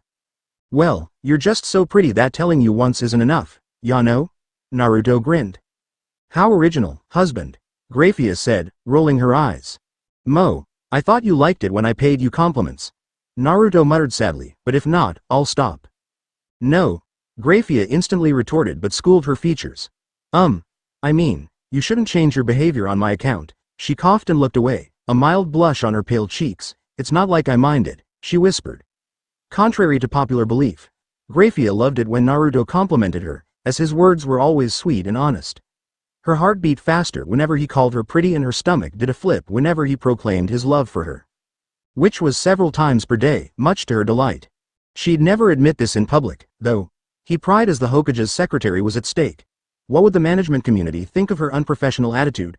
The people of Konoha already thought her a cold and calculating woman. Her reputation would be ruined. Also, only Naruto was allowed to say such sweet things to her without being turned into an icicle. That's so adorable. Naruto pulled his wife closer, an arm around her shoulder. I'll give you double praise from tomorrow, believe it. Grayfia's cheeks tinged red at Naruto's loud words. People across the street were staring at them, whispering and cheerfully waving at their Hokage and First Lady. She gave everyone a respectful nod while Naruto boisterously smiled and waved back at them. Now that he finally had the village's respect, he was basking in the limelight. It's Hokage-sama and Grayfia-sama. Are they on a date? How romantic. Why don't you look at me like he looks at his wife? A woman asked her husband, then slapped him on the back of his head for staring at Grayfia. He was not the only one. Grayfia was undoubtedly the most beautiful woman in Konoha, so she had many admirers. Too bad they would have to get through Naruto first, just like Naruto's fangirls were often scared away by his irate wife. There were some disadvantages of being Konoha's poster couple. Everyone's looking at my beautiful wife, Naruto shouted, conveniently ignoring his own fangirls. I'm gonna scare them away. You will do no such thing, Hokage-sama. Grayfia sternly admonished while dragging Naruto towards Ichiraku. The last thing they needed was a scene. Ah, are we back to calling me Hokage-sama again? It is only appropriate in a public setting, Hokage-sama. Naruto sighed as he was led along by his wife. We're on a date, Grayfia. Please, call me by my name. It feels like there's a distance between us when you call me Hokage-sama, and I don't like it. He said seriously. He did not want to be addressed so formally on a date by his wife, it just felt weird. I'm surprised you could construct such a complicated sentence, Naruto-sama. Grayfia retorted calmly, a small smirk on her face. Naruto stared flatly at his wife, suppressing a smile. She referred to him by his name and insulted him in the same sentence. He loved her so much, she was so smart. Call me Naruto-kun and I'll take the insult, he cut in glibly. Grayfia tucked a strand of silver hair behind her ear and averted her eyes. Okay, Naruto-kun, she said, looking very shy. She wasn't used to such casual behavior in public, but it was exciting. Naruto's eyes widened and he bounced in place. Too cute, must not hug. He dramatically used his left hand to stop his right, which was moving to glomp Grayfia. That's it, I'm out. Don't wake me up unless someone attacks the village. Kurama grumbled before cutting their link. He knew Naruto well enough to escape the cuteness before it escalated. Grayfia easily dodged the hand and grabbed it. Let us away, husband. She sniffed and began leading him away. Ooh, what fancy language. HMPH. They arrived at Ichiraku Ramen, which had expanded to adapt to the new customers which Naruto's fame brought. Since he and his wife were regulars, they had a perpetual reservation in the restaurant. Welcome to Ichiraku Ramen, Hokage-sama. Ayame greeted brightly, smiling at the sight of Naruto. The blonde just whined. Nei-chan, it's bad enough with this one, but not you too, he pointed accusingly at his wife. Ayame giggled into her sleeve, giving the couple an amused glance. Naruto-kun, are you here for your date? Yeah, do you have a table for two, Ichiraku-san? Ayame chuckled at Grayfia's usual formality, long since used to it. Even though they had a standing reservation, she still confirmed every time. Yes, we do. Please follow me, she said and led them to their booth. Naruto rushed past Grayfia and gestured to her seat, bowing slightly. Milady. He looked very pleased with himself at his manners. Grayfia just deadpanned at him, standing in place. You're supposed to pull my chair for me, dear. Just saying, milady, serves no purpose. Naruto blinked. But it's a booth, he said sheepishly. Then why even say it? I didn't think that far ahead. Okay. He pouted. I wanted to act all gentlemanly, ya know? Grayfia smiled softly at this. Even after years of marriage, Naruto still tried so hard to make her feel special and keep the spark alive. He succeeded tremendously, of course. The little things he did, from pulling her chair to giving her random flowers, made her love him all the more. And now he was sulking, which made Grayfia frown. While she did love all his little gestures, she should be doing a better job of letting him know. She didn't want to appear ungrateful, which was far from the truth. I'm sorry, Naruto-kun. I'm flattered, she said happily, my husband is such a gentleman. Grayfia kissed him on the cheek and took her seat. She spotted the faint pink on his whiskered cheeks and smirked victoriously. She resolved to show him more affection from now on. Well. Naruto stuttered. Let's eat, shall we? He said, hurriedly taking a seat and burying his face in the menu. What'll you have, Fia-chan? His voice was much lower than one would expect from him. They ordered their food, but Naruto still hadn't looked up from his menu. Cute. Grayfia decided to tease him a little. Is my darling husband getting shy? Grayfia cooed, relishing in Naruto's embarrassment. How adorable. Naruto jumped a bit as he buried his red cheeks deeper into the menu. Where's this coming from, Grayfia? What was this? His wife never called him adorable in public, nor did she show much affection. He was used to her disposition by now, as she was a very professional and private person. But he didn't completely hate this side of her. You always say such thoughtful things to me, I just thought I'd return the favor. She then gained a sly smile. Don't you like it, beloved? Oh Kami, my heart. You can't just spring this on me, ya know? Naruto lamented inwardly, as he was stabbed by a large pink arrow with, beloved, written on it. URK. Naruto, even with all his might and fame, still got very bashful when someone actually praised him or paid him a genuine compliment. Words of love by his wife were very rare in public, so they were super effective. For all his attention-seeking in his childhood, Naruto's inability to accept praise was endearing to his wife. Ooh, and just like that, Naruto's brain turned to mush and he rebooted. Death threats and curses of hatred were fine, but this was too sudden. Grayfia giggled at her slumped husband. If you can dish it, you have to be able to take it, dear. Naruto recovered and scratched his whisker marks. I'm sorry, I'm just not used to hearing such things from you, ya know? Grayfia looked sad at that, her self-consciousness resurfacing. I know I don't say such things a lot, it's difficult for me. She had been raised from birth to serve the Lucifer clan, like many of her family. She had no experience speaking so informally to anyone, especially her husband who was also her superior. In private, she opened up and could express herself properly, but it was difficult in public. I know, honey, and I love you exactly how you are. See? I want to be able to say such things in public to you, to tell you that I love you or compliment you effortlessly as you do to me, she mumbled timidly. But you say things like that all the time at home. Grayfia sighed in exasperation. Why did he have to be so understanding and selfless? That's at home, where it's just the two of us. She blushed slightly. I want to hug you in public, or shout out, that's my husband, like you do. Naruto put down his menu as their food arrived. After they were alone again, he reached across the table and gently took a hold of Grayfia's hand. Fia-chan, listen to me. When she looked at him, he continued. It's who you are, and I don't want you to change just because I behave a certain way. You're so professional and strict, do you want me to become like you? I want you to take your work seriously, but not to change completely, she retorted. His exuberance was one of the things she loved, and it would be bad if he became cold and stoic like her. That's how I feel. And since you're not used to public affection, you give the cutest reactions, ya know? Naruto grinned and then gripped her hand tighter. Besides, I like being the only one to see that side of you, it makes me feel special. Grayfia's eyes widened as his words registered. It was another way to look at things. He felt special because only he could see her caring side. That was a big relief to her. She had nothing to worry about, her husband was amazing. He would never hold her personality against her, and it was one of the many things which made her love him. The thought warmed her heart and brought a happy smile to her face. I love you so much, Naruto-kun, Grayfia spoke softly, tucking her hair behind her ear. You're the best husband a woman could ask for. She smiled shyly, averting her eyes. It was a stark contrast to her office persona, which made it extremely cute. The Hokage's eyes widened as he heard her. This had to be the first time that Grayfia said those words in a public setting, albeit quietly. One look at his wife told him exactly how difficult it must have been for her to say it. She was looking from side to side, fiddling with her chopsticks and picking at her food. Seeing as she was very vulnerable, Naruto decided not to tease her and instead replied from the heart. Naruto kissed the back of the hand he was holding. I love you, Grayfia-chan, believe it.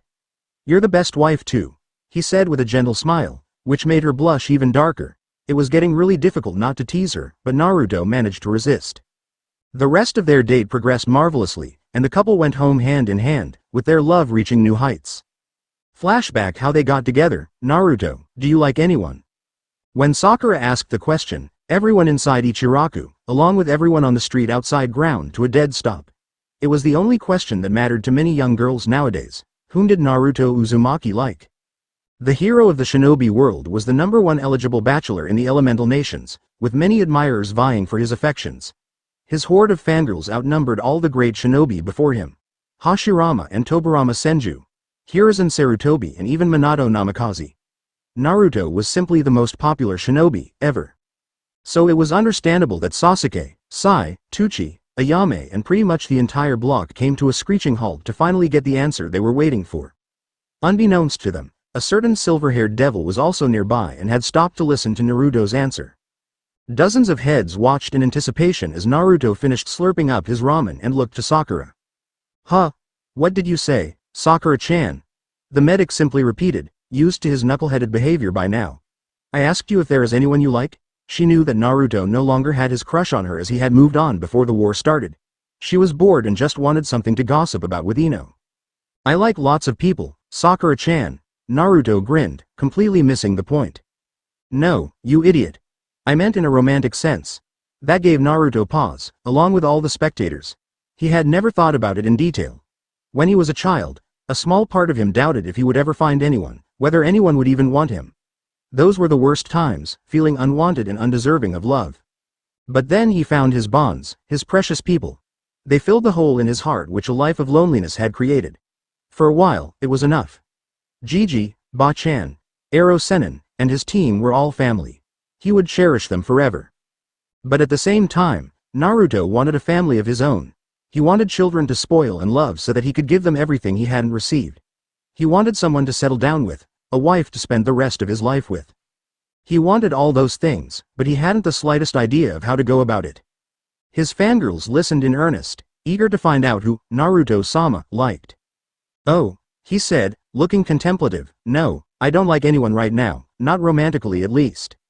All those shallow enough to not notice the somber tone in his voice left the scene, squealing and giggling happily. Only those close to him remained, and grew concerned. Sai, who was adept at reading emotional cues, figured out that Naruto was sad. He didn't know why, though. Tucci and Ayame frowned slightly, as they knew exactly what Naruto was thinking. He had confided in the shop owners quite a bit during his childhood, after all. Sakura and Sasuke also caught on to this, but they had no idea what to do. Blaming herself for making Naruto sad, Sakura decided to just power through the situation. It was how Naruto worked best and she knew it. "Well, all right then, I'll help you," she exclaimed, earning a quizzical look from Sasuke. Grayfia had sat down next to the group, seen by everyone except Naruto, who was back to devouring his ramen. "How? Ino gave me this list of questions to ask for finding out who you like and stealing their heart." Sasuke gave a derisive scoff. "Useless. If you want to get a man, stop being so violent." He was promptly bopped on the head by an irate Sakura. "It's not useless." Then she blushed in embarrassment, "and I'm not violent." "Please continue, ugly," Sai spoke, and just looked at the oncoming fist blankly as he too was punched. Point proven. Sakura restrained herself and spoke. "Naruto, clear your mind completely and answer the questions. You have to answer instantly, okay?" she said, getting a nod from Naruto. "What hair color do you like?" Naruto was in thought, and a mop of beautiful silver hair flashed through his head. "Silver." Grayfia perked up in the background, looking almost hopeful. She had made it no secret that she was in love with her savior, but the boy was dense as a brick. The devil had been in love with Naruto for years, ever since he helped rehabilitate her. She had tried everything short of telling him outright, but her conditioning and ethics would never permit such a thing. Sai, of course, missed the point completely. "I knew it, you are attracted to the Hokage. As your teammate, I support you on this journey." He gave a supportive thumbs up but was ignored by everyone. Sai noted it down under the maybe section of things to say in public. Sakura pressed on. "And do you like girls with long hair?" "Yes." Naruto replied instantly. He always had. Grayfia ran a finger through her long silver locks, still unnoticed by Naruto for some reason. "And your favorite eye color?" "Silver." Sasuke visibly sighed in relief, along with the rest of the audience. Kakashi's eyes were black. "Now, shortlisting. Is there any girl with these criteria in your circle?" Sakura grinned. "Come to think of it, Grayfia-chan has all those things," Naruto exclaimed. "So I like Grayfia-chan." He tilted his head in confusion. Grayfia palmed her face in agitation, still unseen by Naruto. How he became the most powerful shinobi in the nations, she'd never know. "You can't ask us that, idiot," Sakura snapped, then realized that she was talking to Naruto. He needed to be guided through this, or he'd never understand. Do you think she's beautiful? Yeah, totally. Grayfia looked away, lest they see her blush. She knew Naruto was tactless, but wasn't this a bit too brazen? Was this how courting progressed? Sasuke saw her plight and smirked. He knew that Grayfia was smitten with the loser, and it appeared to be mutual. There was plenty of taunt material to be found here. So, would you date her? Naruto paused. Would he date her? She was extremely beautiful, so he guessed he was attracted to her. She was also kind, nice, caring and strong. There wasn't really anything he didn't like about her. But did she even like him in the first place? If not, this discussion was moot. He thought about it for a few minutes and then spoke. I mean, I would like to, but why would she date me? He spoke confusedly and a touch sadly. There are plenty of better guys out there, ya know? What an idiot. Kurama too was getting fed up. Grayfia, who was on cloud 9 after hearing the first part, was now close to wringing his neck from behind. This denseness was too much. She wanted to freeze Naruto so badly for being an idiot, right before hugging him for liking her back. Sakura knew that she was almost there. So if she wanted to date you, you would go on a date with her? She prodded. Naruto scratched his cheek and replied, I guess, if she wanted to, I would gladly agree, but I don't see that happening. So, you'd need a signal? Sakura asked, looking at Grayfia suggestively, an indisputable signal that she likes you. Uh-huh. Sakura had the most menacing grin ever on her face. Look behind you. Naruto felt a trepidation bubbling in his chest, and he slowly turned around. Grayfia-chan. Greetings, Naruto-sama. Naruto laughed nervously. So you heard all that, huh? He said with a mild blush. I did. And I'm giving you a signal, she said bluntly, then pulled him into a tender embrace, making him squeak. She laid her head against the crook of his neck, shuffling in nervousness. Much to her delight, his arms shortly wrapped themselves around her, holding her gently. Grayfia snuggled into him further, forgetting their audience, delighted after he did the same. They were lost in the moment, content in each other's arms. She was brought out of her trance when Sakura cleared her throat. After she released him with a red face, an equally red-faced Naruto squirmed nervously and asked her. So, will you go out with me? He looked away, fidgeting slightly. He was uncharacteristically shy, which conveyed exactly how vulnerable he was. For Naruto Uzumaki to stutter, the situation was serious. I thought you'd never ask. She smiled, and they started planning for their date. Little did they know, it was the start of a lifelong love. Rias Gremory was staring at the paper in front of her with an unidentifiable gaze.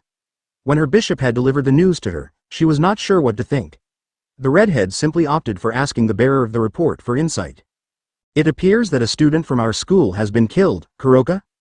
The one spoken to was Rias Bishop, Kuroka Taju. She was a beautiful woman with long black hair and a matching black kimono. Her hazel eyes were twinkling with mirth, as they often did, accompanied by her teasing smirk. Kuroka also had 2 black cat ears and 2 tails, signifying her Nekosho heritage. Bucko, they killed Issei because they saw him as dangerous. Should we be worried, NYA? I don't see any reason to be. He did not give off any kind of energy. Because he died in our territory, NYA? Kuroka asked confusedly, aren't you worried that there are rogue fallen here? Rias just steeped her fingers and laid her chin in her hands. I have been aware of them for a long time, my cute servant. She smirked, I just needed to know where they were located, and now I do. Kuroka blinked. So, you used him as bait? No, I didn't know that Issei was even a target, but it worked out. My parents would be disappointed in me if I actively bartered in lives like that. Why did you not scout him for your peerage then? Kuroka tilted her head in confusion. And why would I? Rias argued back, I have no reason to scout members as of now. Papa has told me to concentrate on my studies and have fun, she said proudly with a happy smile. That sounds boring, NYA. Kuroka deadpanned as she stretched on the couch. Nya. Then she sat cross-legged and asked, I thought that you would be in an arranged marriage you hate, and the new servant would save you gallantly like in those anime you like. Kuroka teased with a cat-like grin. Shut up, Kuroka. Rias snapped with red cheeks, and for your information, I would be in a marriage contract right now if it weren't for Papa, she huffed. Oh, with whom, Rias-sama? A new voice asked, making the two look at the door. The one who had entered looked a lot like Kuroka, except for a shorter height and leaner build. She also had white hair instead of Kuroka's black. She was also wearing a Kuo Academy uniform like Rias. Sharon-chan. Kuroka cheered and glomped the shorter girl. Give your big sister a hug, NYA. Sharon simply giggled and returned her embrace, making Kuroka's tails wag. Hi, Nei-chan. Kuroka moved her so that she was sitting in her big sister's lap and started playing with her fluffy white ears. Nei-chan. I'm 15, NYA. Stop that, she complained while trying not to purr. Kuroka paid her no mind and continued stroking her hair with a dopey grin. Sharon just sighed and turned to Rias. So, who would the contract have been with? Rias's good mood deflated instantly as she grimaced. Riser Phoenix, she said with the most disgusted look she could muster. That asshole Aosari. Sharon winced as she was flicked on the ear with a cry of language from Kuroka. That idiot. What happened? Sharon was extremely interested to know how Rias dodged that cannonball. Rias gained a proud smirk. My father stopped it, she declared and raised her chin haughtily. The Phoenix had gone to him before I was born, to forge a union for the good of devil kind. She mocked while making air quotes. And then? Sharon asked, invested in the tale. HMPH, what else? Papa kicked them out the door. He said, my little girl will marry whoever she chooses. The good of devil kind does not take priority over her wishes. And when they tried to get political, he showed them who's boss. Rias pumped her fist in the air, eyes sparkling with pride. Ooh-ah, Sharon clasped her hands with stars in her eyes, so cool. Right? Right? Rias nodded her head fervently. Her father was indeed very cool. As expected of Odo-sama, Kuroka said happily, still petting Sharon's head. When she heard this, Rias gained a tick mark on her head. Don't call him that, he's my dad, not yours, she sniffed with supreme arrogance. Oya. Is someone getting possessive? Kuroka teasingly jibed, making Rias flush, but he told us that he considers us his daughters, right Sharon-chan? Hi, Nei-chan. Sharon nodded, making her short hair bob from the motion. He told me he loves me, that he'll always protect me, she trailed off with a beaming grin. It felt really good to know that someone loved you unconditionally and had your back always. Rias was shooting her a death glare, which Sharon ignored as she went into happy memory land. Kuroka also lost all sense of teasing and gained a soft smile on her lips. I still remember when he found us on the streets. He carried us home in his own 2 arms, fed us, cared for us, and loved us. She remembered fondly, I don't know where we would be without him, NYA. She looked Rias dead in the eye, with all the emotion a homeless, scared girl could have. If that's not a father, I don't know what is. After hearing those words from the heart, Rias' glare lost all heat. She just settled for pouting adorably at the cat sisters. Why did her father have the habit of adopting every lonely kid he came across? Her position as his little girl was in danger. She then scoffed to herself. Who was she kidding? Her father would always love her, without a doubt. He loved their whole family deeply, and his taking in children in need was one reason he was the best dad in the world. She could make do with a couple of adorable siblings if she had such an awesome dad. Era, are we talking about Grammary-sama? Rias stiffened as she looked at her queen, who had entered. Akeno Himejima had the most innocent smile plastered on her face, a smile which screamed danger to anyone who knew her. I also owe my life to him, bucko. Akeno tilted her head, he is the reason my mother is alive, and I am on good terms with my father, after all. Akeno also had many good memories of Rias' father. He was the one who found us in time to save my mother and me, and he is very important to all of us. She then smirked at Rias, whose pout had only increased. Ufufu, is bucko jealous? Era, you're such a daddy's girl. Rias, she cupped her cheek with her palm and swayed slightly. Moo, Rias's cuteness was reaching critical levels, where she would probably have killed a lower-ranking being with sheer mo. She huffed in embarrassment, crossing her arms with a cute pout. Seeing her plight, Akeno decided to change her subject. What's this about a student dying? Rias showed her the paper and told her the plan to deal with the fallen. Have you contacted Azazel-sama, Rias? The Alliance will want to know about this. I have, but they are rogues anyway. We have the all clear to wipe them out, Rias said. Even though the supernatural world was in a golden age of peace, such conflicts and rogue cells popped up from time to time. All right then. We shall deal with them. Akeno nodded. Where are Yuto and Gasper? Sharon piped up, still in Kuroka's lap. Oh, they're sparring. NYA. Gaspy needs to fight without relying on his sacred gear, so he is learning Kenjutsu. Understood. Call them up.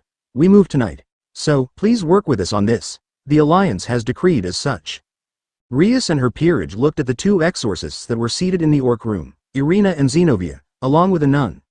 They were here to retrieve stolen Excalibur fragments, which were stolen by the fallen angel Kokebile.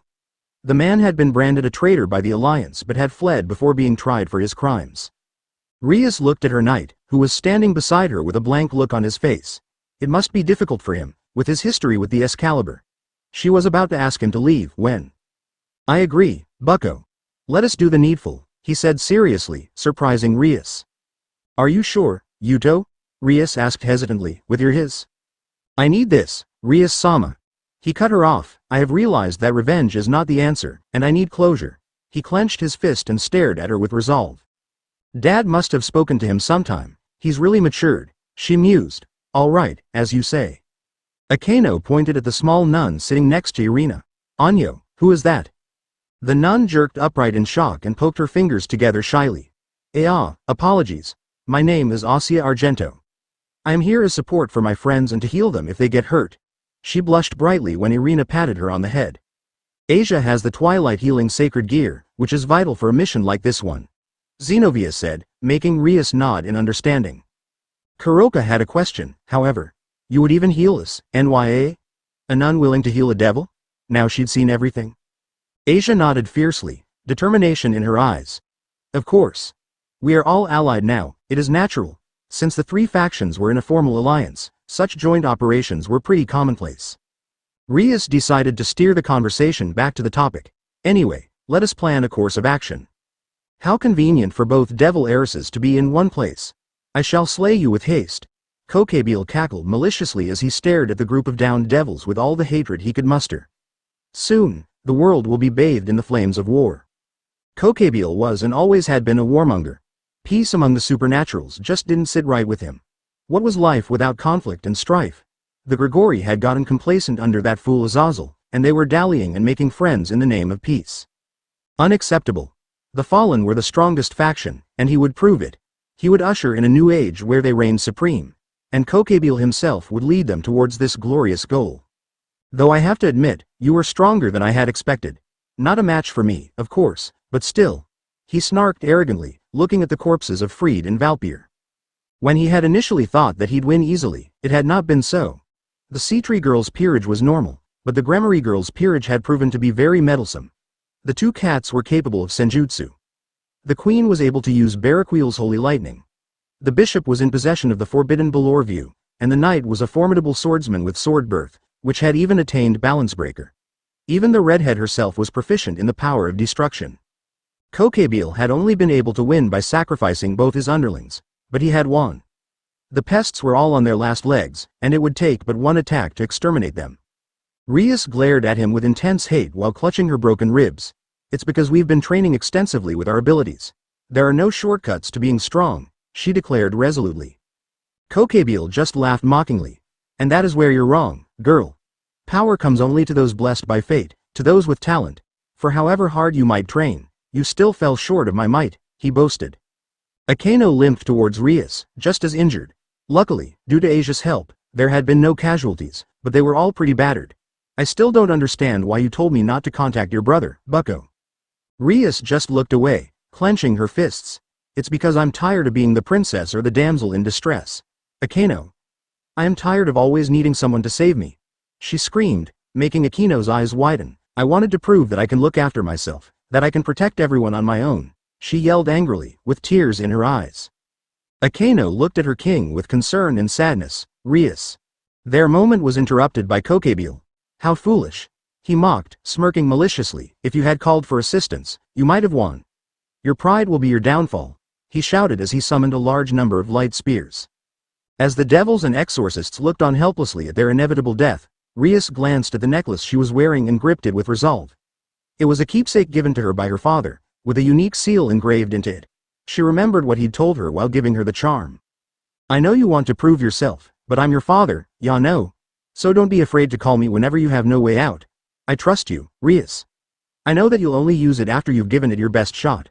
I will always protect you, believe it.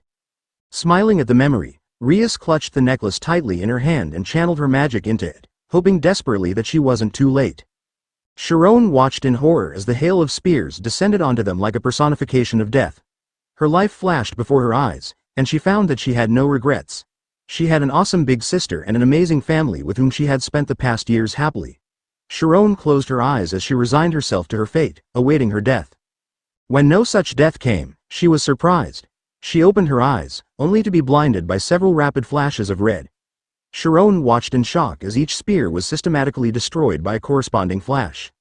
When the flashes of light died down, she was greeted with an unusual sight. There, standing in between Kokebile and their downed forms, was a single figure. The person had their back turned to them, but Sharon recognized him instantly. Not many people she knew had such deep crimson hair, after all. Odo-sama. It seemed that everyone else had also taken note of the newcomer and had various reactions. The exorcists and Sona's peerage straightened up in respect, bar Saji, who was new and didn't know the man. Kuroka, who had appeared at her sister's side to check on her, also had a happy smile at seeing the redhead. Akeno, Gasper, and Yuto sighed visibly in relief, a heavy burden off their shoulders. Rias had tears in her eyes as she clutched her necklace tightly, grinning and crying at the same time from all the exertion. Papa. The most telling reaction, by far, was from Kokebile himself. The man's pride and arrogance had bled out of him completely, and he was staring wide-eyed at the newcomer. Why you? He pointed a finger, positively trembling with fear. All semblance of bravado gone, the fallen could only look in shock as he desperately tried to gain his composure. The man who had appeared was a tall man who looked to be in his mid-20s, with a muscular build to emphasize speed over strength. He had spiky crimson hair, sparkling azure eyes, and 3 faint whisker-like marks on his cheeks. He was wearing a formal black suit. Why are you here? Naruto Grammary, Kokebile shouted, trying to appear strong. Have you come to be cut down by me as well? Naruto simply looked at him, looked hard. Kokebile started sweating in nervousness, fearing his response. The redhead simply ignored the fallen and made a beeline straight for Rias and the others. Reaching the downed kids, he was immediately tackled in a flying glomp by 3 multicolored blurs. He looked down to see Kuroka, Sharon, and Rias hugging him tightly, sobbing into his chest. Even Akeno joined the group hug with a smile. I thought I was going to die. Sharon wept as she clutched his suit tightly. You saved us, Nya, Kuroka said as she, too, hugged Naruto. Foolish. Kokebile shouted as he readied an attack, but he found Naruto looking at him over his shoulder. One of the redhead's eyes was deep crimson with a slitted pupil, and it looked wrong. Kokebile found himself rooted to his place in fear, unable to move a muscle. Such power, to freeze me with but a glance. Naruto looked at his daughter, who was hugging him but looking away from him. Gently tilting her head to face him, Rias still averted her eyes. Rias-chan, look at me. His fatherly tone only served to bring more tears to Rias' eyes. She was disappointed in herself. She had failed to protect those who were precious to her and had to rely on her father to bail her out. Again. She was a failure. She didn't deserve to be the heiress. I'm sorry, Papa. She cried as she clung on to him for dear life. I couldn't beat him. I couldn't protect everyone. Rias bowed her head in shame. She was a failure, a disappointment. She had trained so hard, sacrificed so much, yet she still couldn't protect her family with her own power. If her father hadn't appeared when he did, they all would have died. She was snapped out of her thoughts when she felt a hand pat her head. She looked up to see her father smiling softly at her. You did well, sweetie. I'm proud of you. The simple words brought immense happiness and relief to the young girl's mind as she bit her lip to quell the fresh tears that had started falling. You sit back and relax, okay? Let your father take care of this one, Naruto grinned, poking Ria's forehead. The girl weakly nodded and went towards her peerage to recuperate.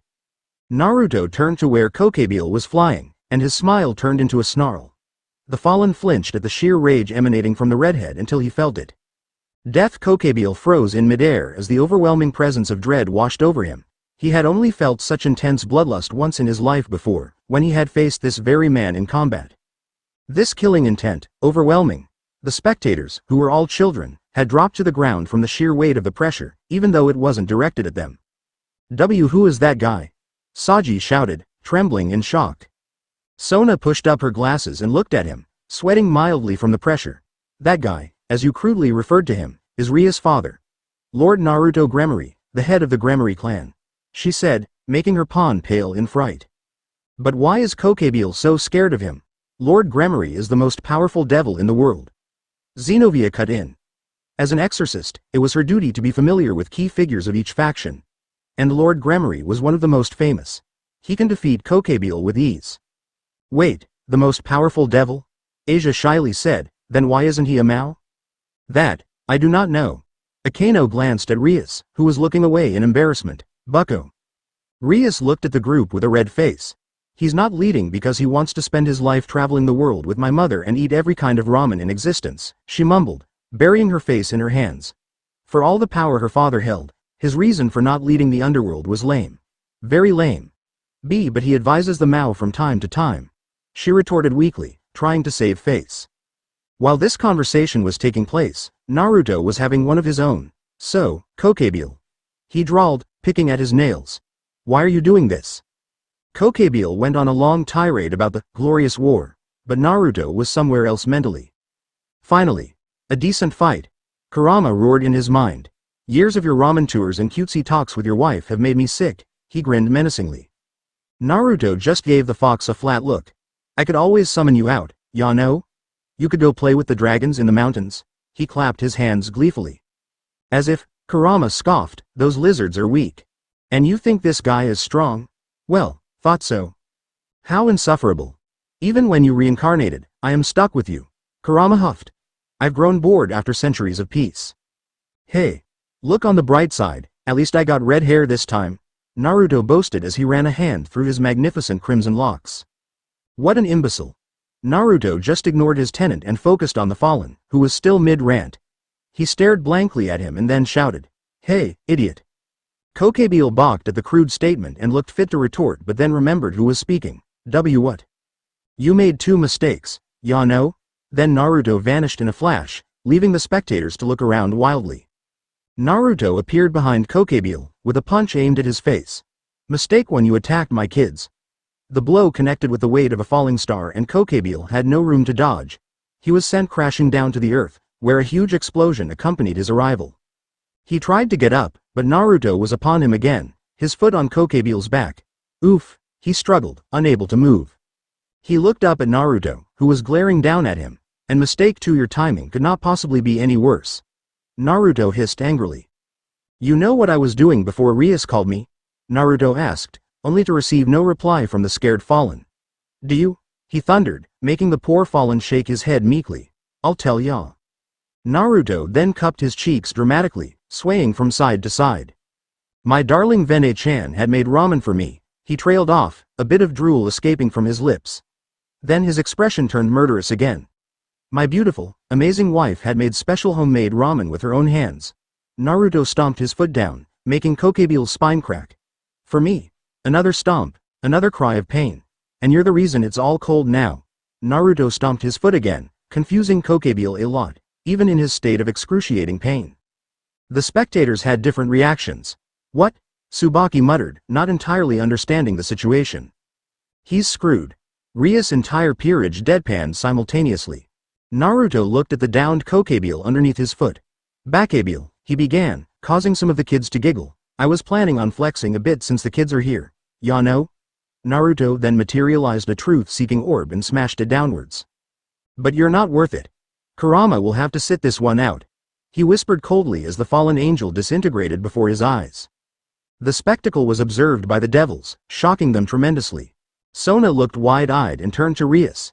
He destroyed Kokebeel in an instant. What technique was that? Her thirst for knowledge was acting up, eyes practically sparkling in excitement. Such power. Such destruction. She gushed, breaking her composure momentarily. Rias just stuck her tongue out at her friend. Secret, she smirked. Spoilsport. Sona grumbled as she looked away. Saji just gulped and stepped back, glad that this monster hadn't heard his earlier disrespect.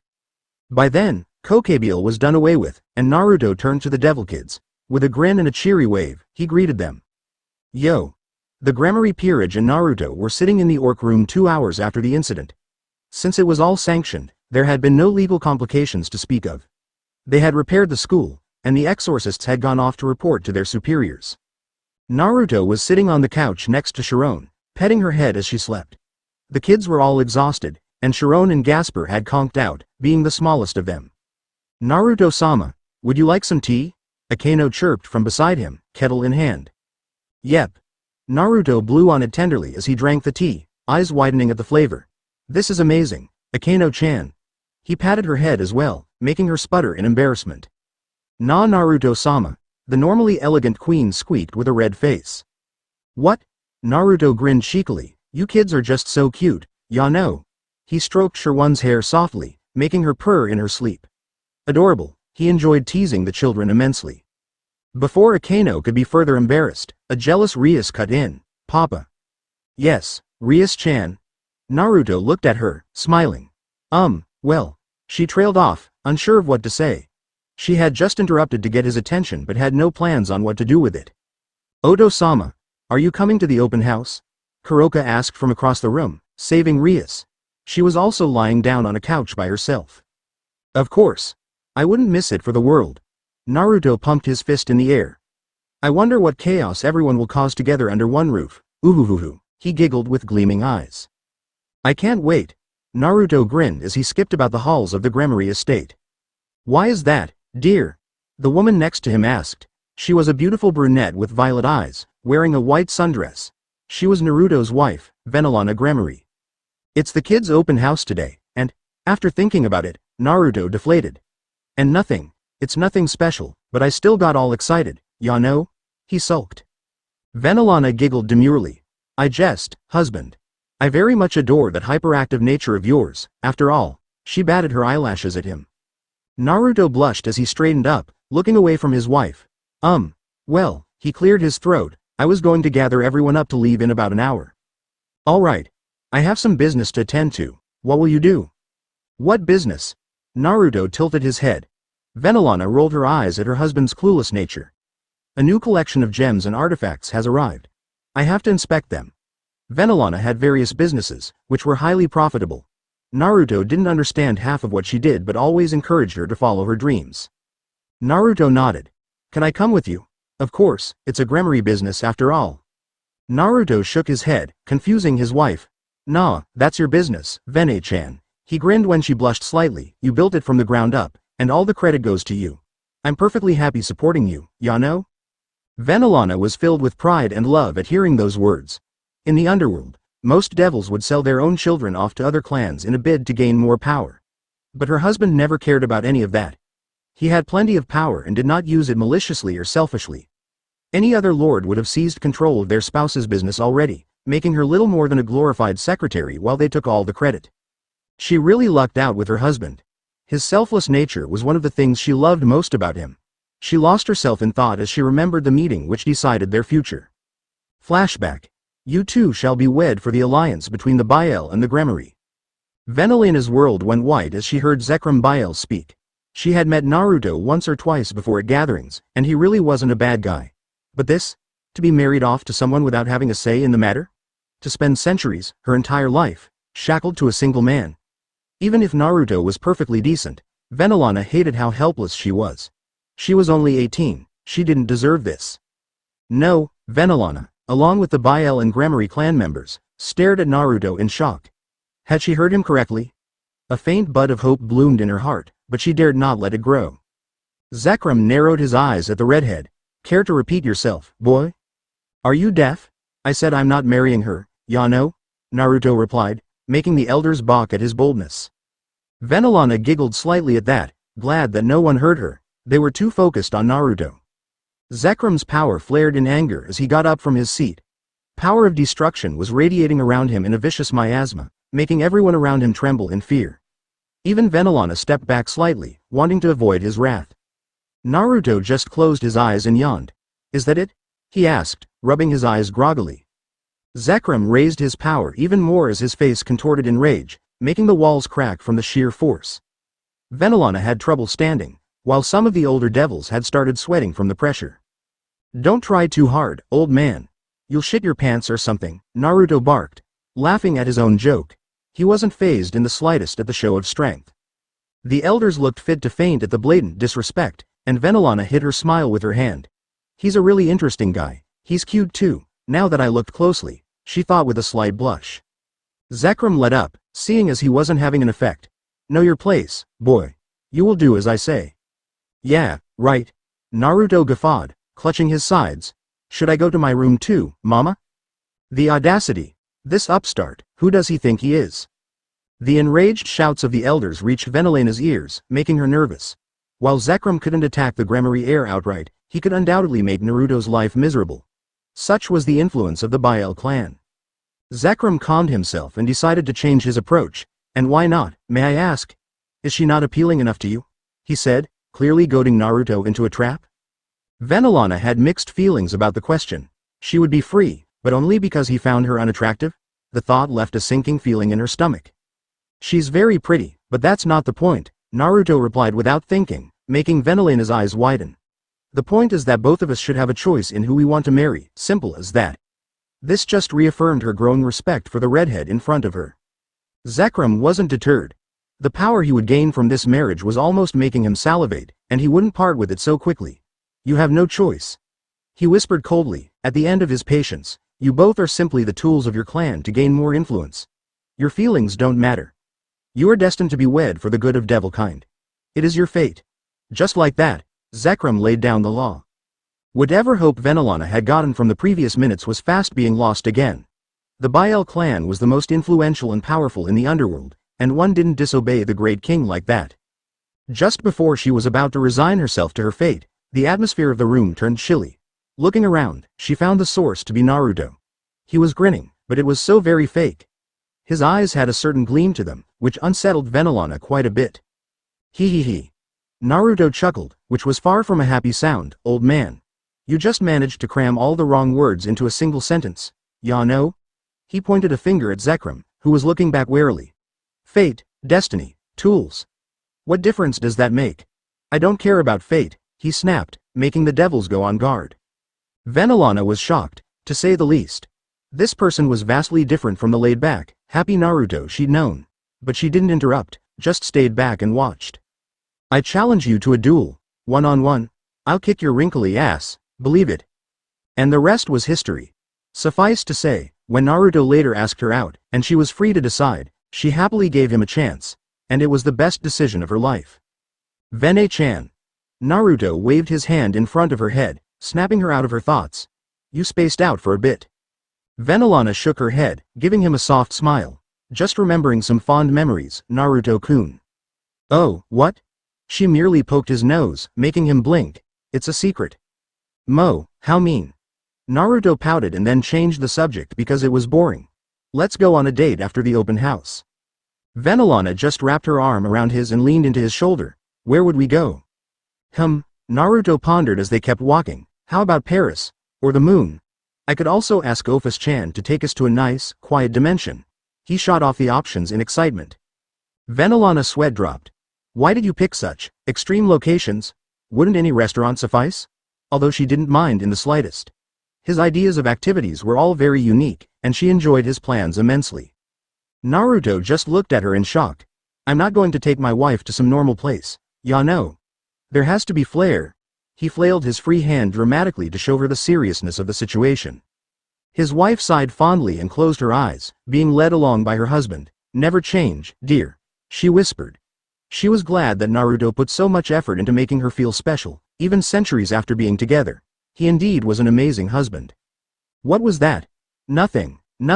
She waved her hand. I'm looking forward to our date. Yeah, it'll be awesome. Believe it, Yash, are you ready? Naruto asked, getting a nod from his wife. Let's go then, he said as they were engulfed in a magic circle. They appeared in the orc room to be greeted by Rias and her peerage. Papa. Mama. Rias ran forward and glomped the duo, who happily returned her embrace. Naruto went to speak with the other kids while Venelana chatted with Rias. Yo, kids? Naruto-sama. Kiba bowed respectfully, only to grunt in surprise when he was pulled into a headlock by the redhead.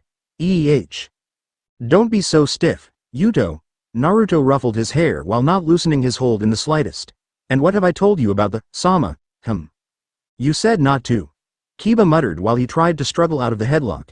It was only for appearances, though, as a small smile could be seen on the blonde knight's face. It felt good to have a father figure he could rely on, but he was either too shy or too proud to say it out loud.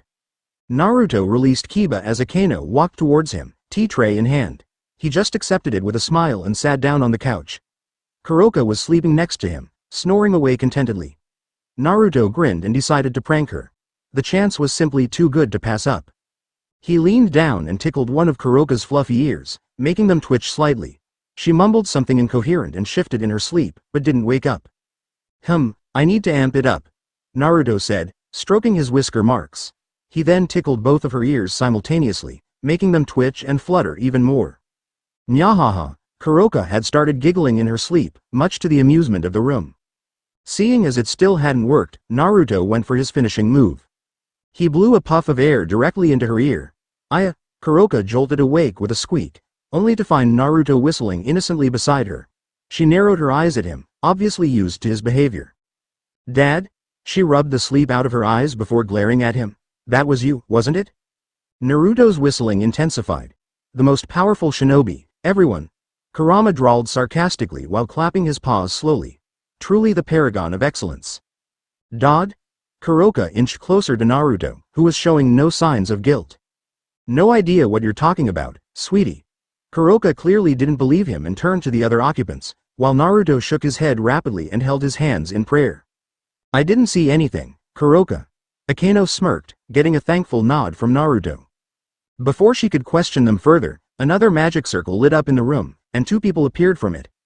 A tall man with rich crimson hair, and a stoic woman with silver hair dressed in a maid outfit. Venelana, who was standing beside Naruto, smiled at the newcomers. Hello Searsex, Grayfia. Searsex Lucifer waved at his parents while Grayfia offered a polite bow. Mom, Dad, it's nice to see you. Naruto walked behind Searsex and slapped him on the back, making him stagger slightly. How are ya, shrimp? Searsex sighed tiredly and rubbed his sore back. Dad, could you control your power a bit? You could have cracked my spine. He tried to reason, but Naruto merely waved it off and moved towards Grayfia. The maid nodded and actually smiled, which surprised everyone in the room. Hello, father, she said, making Searsex pout. How unfair. He pointed a finger at Grayfia. You call him father, but you always call me Lucifer-sama. She was undeterred. It is because he is not my superior, Lucifer-sama, and I have been asked to address him as such. She replied in a professional tone, although her voice conveyed warmth. Naruto was the first one after her husband, who had accepted her. She had defected to the anti-Satan faction. He was one of the kindest and most trustworthy devils she'd met, and it was due to his support that she had been accepted readily by the public. In addition to the respect she had for him, he had all but adopted her after becoming his daughter-in-law. Being from a strict servant clan, she was unfamiliar with the love of a parent to a large extent. Naruto and Venelana filled that void and made her feel at home. She was thankful to have the Gremmaries in her life. But ow! Searsex was cut off as his cheek was pinched harshly by his irate wife. Venelana giggled slightly at the familiar sight of her son. I see you've not changed, Searsex. Searsex was about to reply until he saw a certain look in Grayfia's eyes. It was accompanied by a tiny smirk, which spelt only trouble for him. Since his father had met her, he had resolved to shatter her cold persona and introduce her to the joys of pranking. He had succeeded splendidly. What can I say, mother? Grayfia spoke up, her tone somber. He is always procrastinating and never does his work on time. She created a fake tear and wiped it away dramatically. I, as a maid, can only do so much, and I find myself at my wit's end. She sniffled for a bit, and it was so fake that Searsex was tempted to call her out. But he was not given a chance. Naruto appeared behind him and bonked the top of his head. You brat! How can you be so lazy? Naruto asked Searsex, who was nursing a comical lump on his head. You need to take your position seriously. Ya no? Naruto went to Grayfia and hugged her, having completely fallen for her prank. There, you don't have to worry anymore. He soothed while patting her head. I'll make sure he stays on top of his work, okay? And I can always give him some remedial training if he doesn't.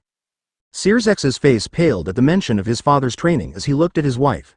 She had a content expression on her face from having her head petted, but he could still see her evil smirk. It looked like he was the only one, as the other kids and his mom were all looking sadly at Grayfia. Damn you, Dad, he lamented inwardly, you even managed to turn my wife, the most professional person I've met, into a prankster. Thank you, Father, Grayfia said as she went to stand behind Searsex. Please take care of the matter. You bet. Searsex was getting tired of the teasing when he spotted someone he very much wanted to see. Rias was amused at the earlier interaction but now looked at him warily, having predicted the next course of events. She tried to leave the room but was too late. Little sis. The Gremmarie family were walking through the halls of Kuo Academy, and they were turning a lot of heads. It couldn't be helped. Each member of the family had almost a divine beauty to them, a kind of beauty humans simply weren't meant to attain. Naruto smiled and waved at the kids, which caused many boys and girls alike to swoon at his coolness. The rest of the adults merely offered polite smiles. Man. What are we supposed to do while the kids have their classes? Naruto grumbled as he walked alongside Venelana. I'm bored. Shall we go eat something? Venelana asked. She was getting rather tired of waiting herself. Yosh. Let's see if they have ramen, Naruto declared as he started marching towards the cafeteria. Searsex and Grayfia also left to explore the school on their own. Uncle, Auntie. Naruto turned around and smiled at the owner of the voice. It was a young man accompanied by an older woman. Cyroorg, Misla. How's it going? Cyroorg Bael walked up to his uncle's side with a smile. I'm doing well, uncle. Busy with my duties as the heir, he said, making Naruto nod. Cyroorg was also in Rias' class at Kuo, along with his queen. Cyroorg Bael was the heir of the Bael clan, something which he had to struggle a lot to achieve. Since he did not possess the power of destruction, he and his mother had been shunned by the clan. Since then, he had resolved to train his body to its limits and prove that he could still be strong without his bloodline. Cyroorg had visited the Gremory estate once, and his situation had reached Naruto's ears. He had since taken an interest in Cyroorg and offered to train him. Naruto had been impressed by his determination, as it reminded him Rock Lee. It went without saying that when the most powerful devil, who also taught the four Mao how to fight, offered you training, one did not refuse. The training had been absolute hell, but he had gotten much stronger at the end of it. Oni-sama, Oni-sama. Misla nodded and gave them a small smile, happy to see them after so long. When she had fallen into a coma, she had not expected to wake up. But she miraculously managed to recover, only to find her sister-in-law and her family in the room. They didn't know how she managed to pull through, but Naruto's cheeky wink and grin had told her all she needed to know. Also, when he learned about their whole story, Naruto promptly beat the snot out of this generation's Lord Bael as well. Naruto beating up Bael lords seemed like a tradition at this point, as even Cyroorg had gotten beaten to a pulp during training. All these formal people. Gah. Naruto pulled at his hair in distress. Vene-chan. I'm living in the mountains. Bye. He nodded determinedly, pointing into the distance, probably at some mountains. No one listens to me, ya know? How will you get ramen then, dear? Mountain plan cancelled. To the cafe. Naruto turned around mechanically and stormed off with a red face, ignoring his wife and sisters giggling. I see Oni-sama is still as lively as ever? Venelana rolled her eyes. You have no idea. After having their lunch, Naruto and Venelana were roaming around the school when they heard large groups of students heading towards the gym. Having nothing better to do, they followed. Upon seeing what the commotion was, Naruto palmed his face. Honestly, this girl, Venelana simply watched on, amused. On the stage was Serafall Leviathan, dressed in a pink magical girl costume.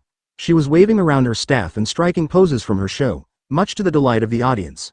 Upon seeing Naruto and Venelana, her eyes widened as a grin burst on her face. Sensei. Naruto nimbly moved to the side to dodge a flying Serafall and grabbed her mid-flight by the scruff of her neck. Hello, Serafall. What's all this? He gave her a flat look, holding her up like a child. Serafall sheepishly chuckled as Naruto led her down. I'm doing a magical girl meet and greet. She winked at him and held up a peace sign. I also came to see So-tan. Naruto smiled softly and patted her on the head, as she was much shorter than him. It's nice to see you, Sarah. You look very magical today, he joked. Hee. Serafall happily leaned her head into his palm, like a content kitten. She could always be herself when she was around her teacher. Since her younger years, Serafall had been constantly told to grow up and act like an heiress, which only increased after she became a Mao. But Naruto never ridiculed her for being childish or immature. It might be because he was just as immature as her with his prankster attitude, but the sentiment remained. Leviathan-sama, please act as per your position. A cold voice spoke, belonging to Grayfia. She and Searsex had entered the room, and her face was even more stoic than it usually was. Serafall understood what was going on and smirked evilly. Oh.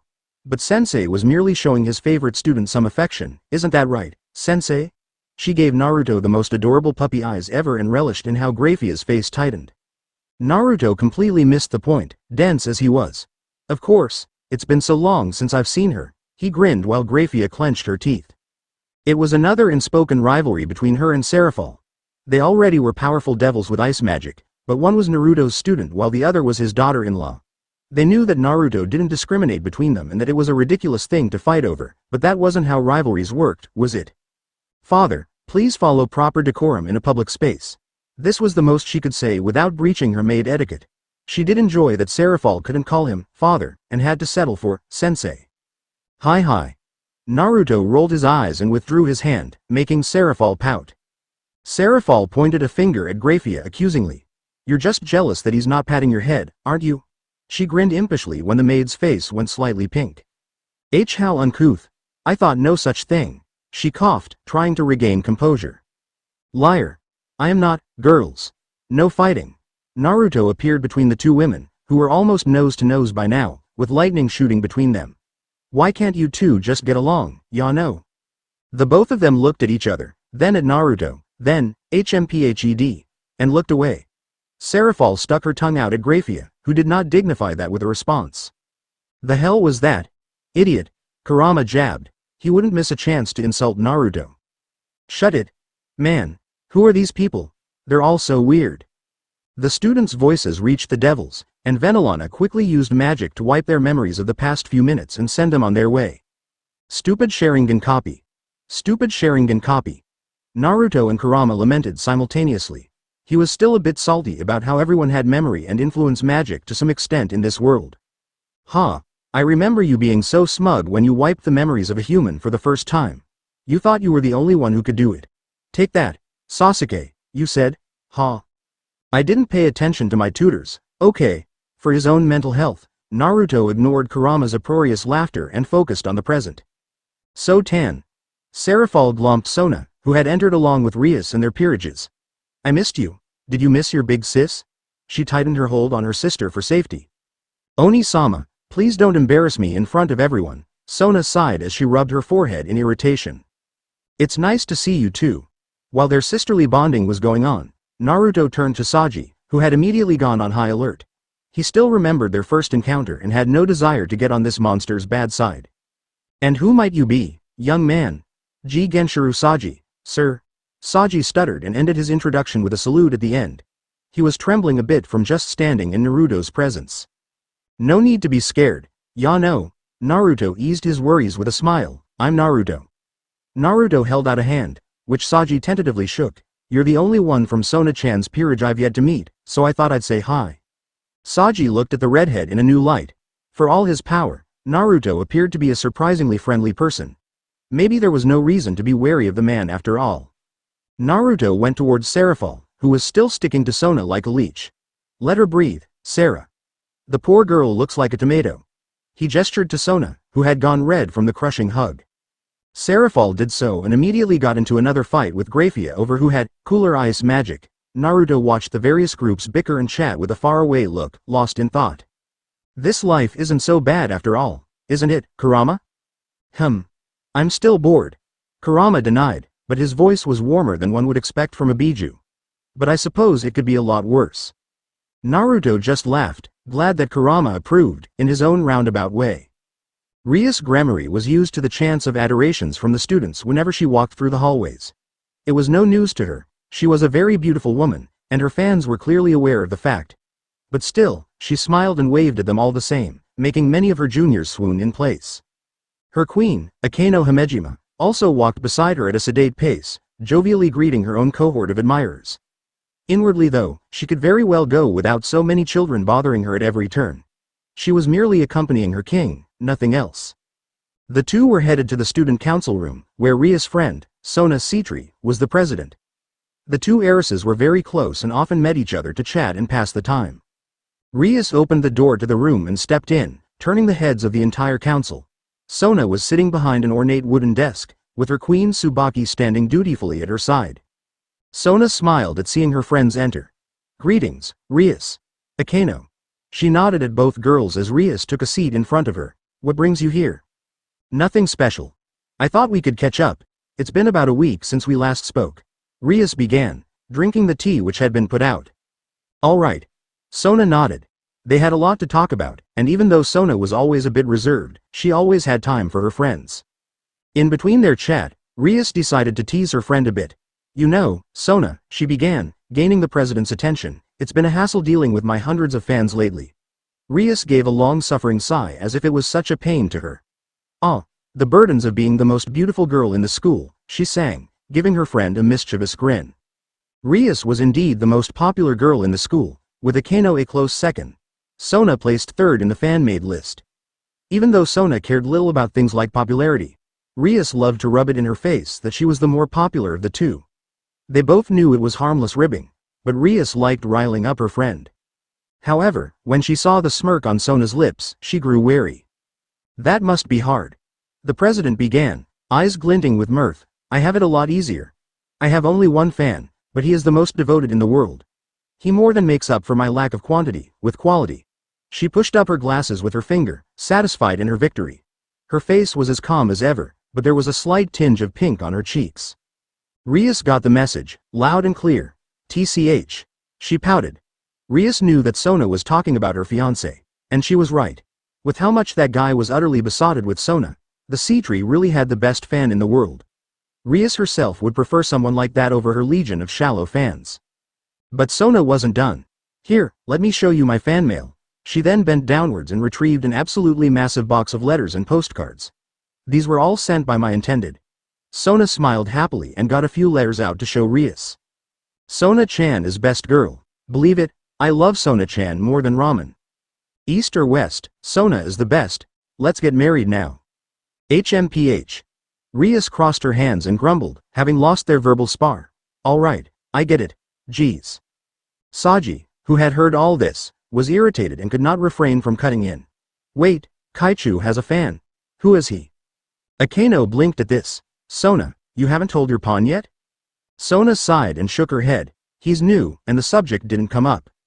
Saji was getting impatient. Who the hell is that guy? He yelled, before getting whacked in the head by Momo. Sona rubbed her forehead. He's my fiancé, Naruto Phoenix. After hearing this, Saji grew a defeated look in his eyes. Kaichu is engaged? He whispered to himself, unable to believe it. His eyes then gained determination. Aha! It's probably an arranged marriage, isn't it? Don't worry, Kaichu. I shall break your engagement and free you from the clutches of your political marriage. Saji went off into a rant about how Kaichu would fall in love with him when he freed her from her evil fiancé, when said woman harshly pinched his ear, causing him to squeal in pain. OWW, I'm sorry, Kaichu. Idiot. Sona huffed but then looked away, acting uncharacteristically shy. Why would I break my engagement when I want to marry him? She tried to sound stern, but she was blushing so much that it just seemed adorable. Just as Saji was about to retort, a golden magic circle flared up in the middle of the room. Everyone from Sona's peerage straightened up, and Sona composed herself and returned to her seat. The light from the magic circle died down and revealed 4 people. 1 blonde boy, 2 girls with cat ears and 1 blonde girl. However, before anyone could even get a word in, the blonde boy spoke. Sona-chan. The blonde boy absolutely blurred forward, leapt across the desk and glomped the girl tightly. I missed you so much, Yano. He grinned happily and hugged his fiancée closer to himself, uncaring of the looks he was receiving. Sona had predicted this ever since she saw his magic circle, so she simply returned his embrace and snuggled into his arms. I missed you too, Naruto. In her happiness of seeing him, Sona had forgotten that they were not alone. The pair were broken out of their reunion by a cough, courtesy of Rias. Oi, you two, get a room. Sona snapped out of her pleasant trance and started blushing madly. Everyone had seen her in such a state. Aye, how improper. She squeaked and withdrew herself from Naruto's arms, pointing an accusing finger at him. Naruto, what have I told you about public decorum? She glared at him, though her face looked like a beetroot with her hair and blush. Naruto grinned and scratched the back of his head, not ashamed in the slightest. I missed you so much that I didn't care who saw us, Yano? He then sat down in Sona's chair, taking her with him as he plopped her onto his lap. And you look gorgeous as always, sweetie. He gently pecked her forehead, partly to tease her and partly because he missed her. Awawawa, Sona's eyes started swirling with embarrassment, and she buried her face in the crook of Naruto's neck to hide herself from the room.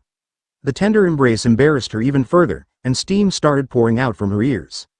Naruto just laughed and wrapped her tighter in his arms. I'll stop teasing you once you stop giving such cute reactions, Sona-chan. Naruto was a prankster by blood, so turning his normally cold and stoic fiancé into a stuttering mess was something of a victory for him. Kaichu is blushing. Strict Kaichu is blushing and getting all embarrassed. Saji's soul had left his body. The scene in front of him was such a huge culture shock to him. Who the hell was that guy, having such an effect on the calm and collected president? She is always like that with Naruto-sama, NYA. A voice piped up next to him, and Saji turned to see a woman with black hair and black cat ears. I'm Kuroka, Naruto-sama's bishop.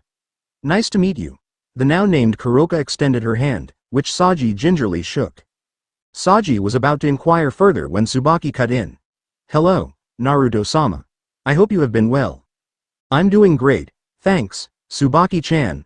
Naruto replied boisterously, making the queen nod with a smile. He then looked across the room, only to see Rias and Akeno. Oh, hey there Tomato. Akeno-chan, didn't see you there, he waved happily, earning a twitching eye from Rias. Why do you always call me Tomato, Naruto? You even call Akeno by name. You shouldn't refer to the most beautiful devil in such a crude manner, alright? Rias purred and batted her eyes at him, hoping for a reaction.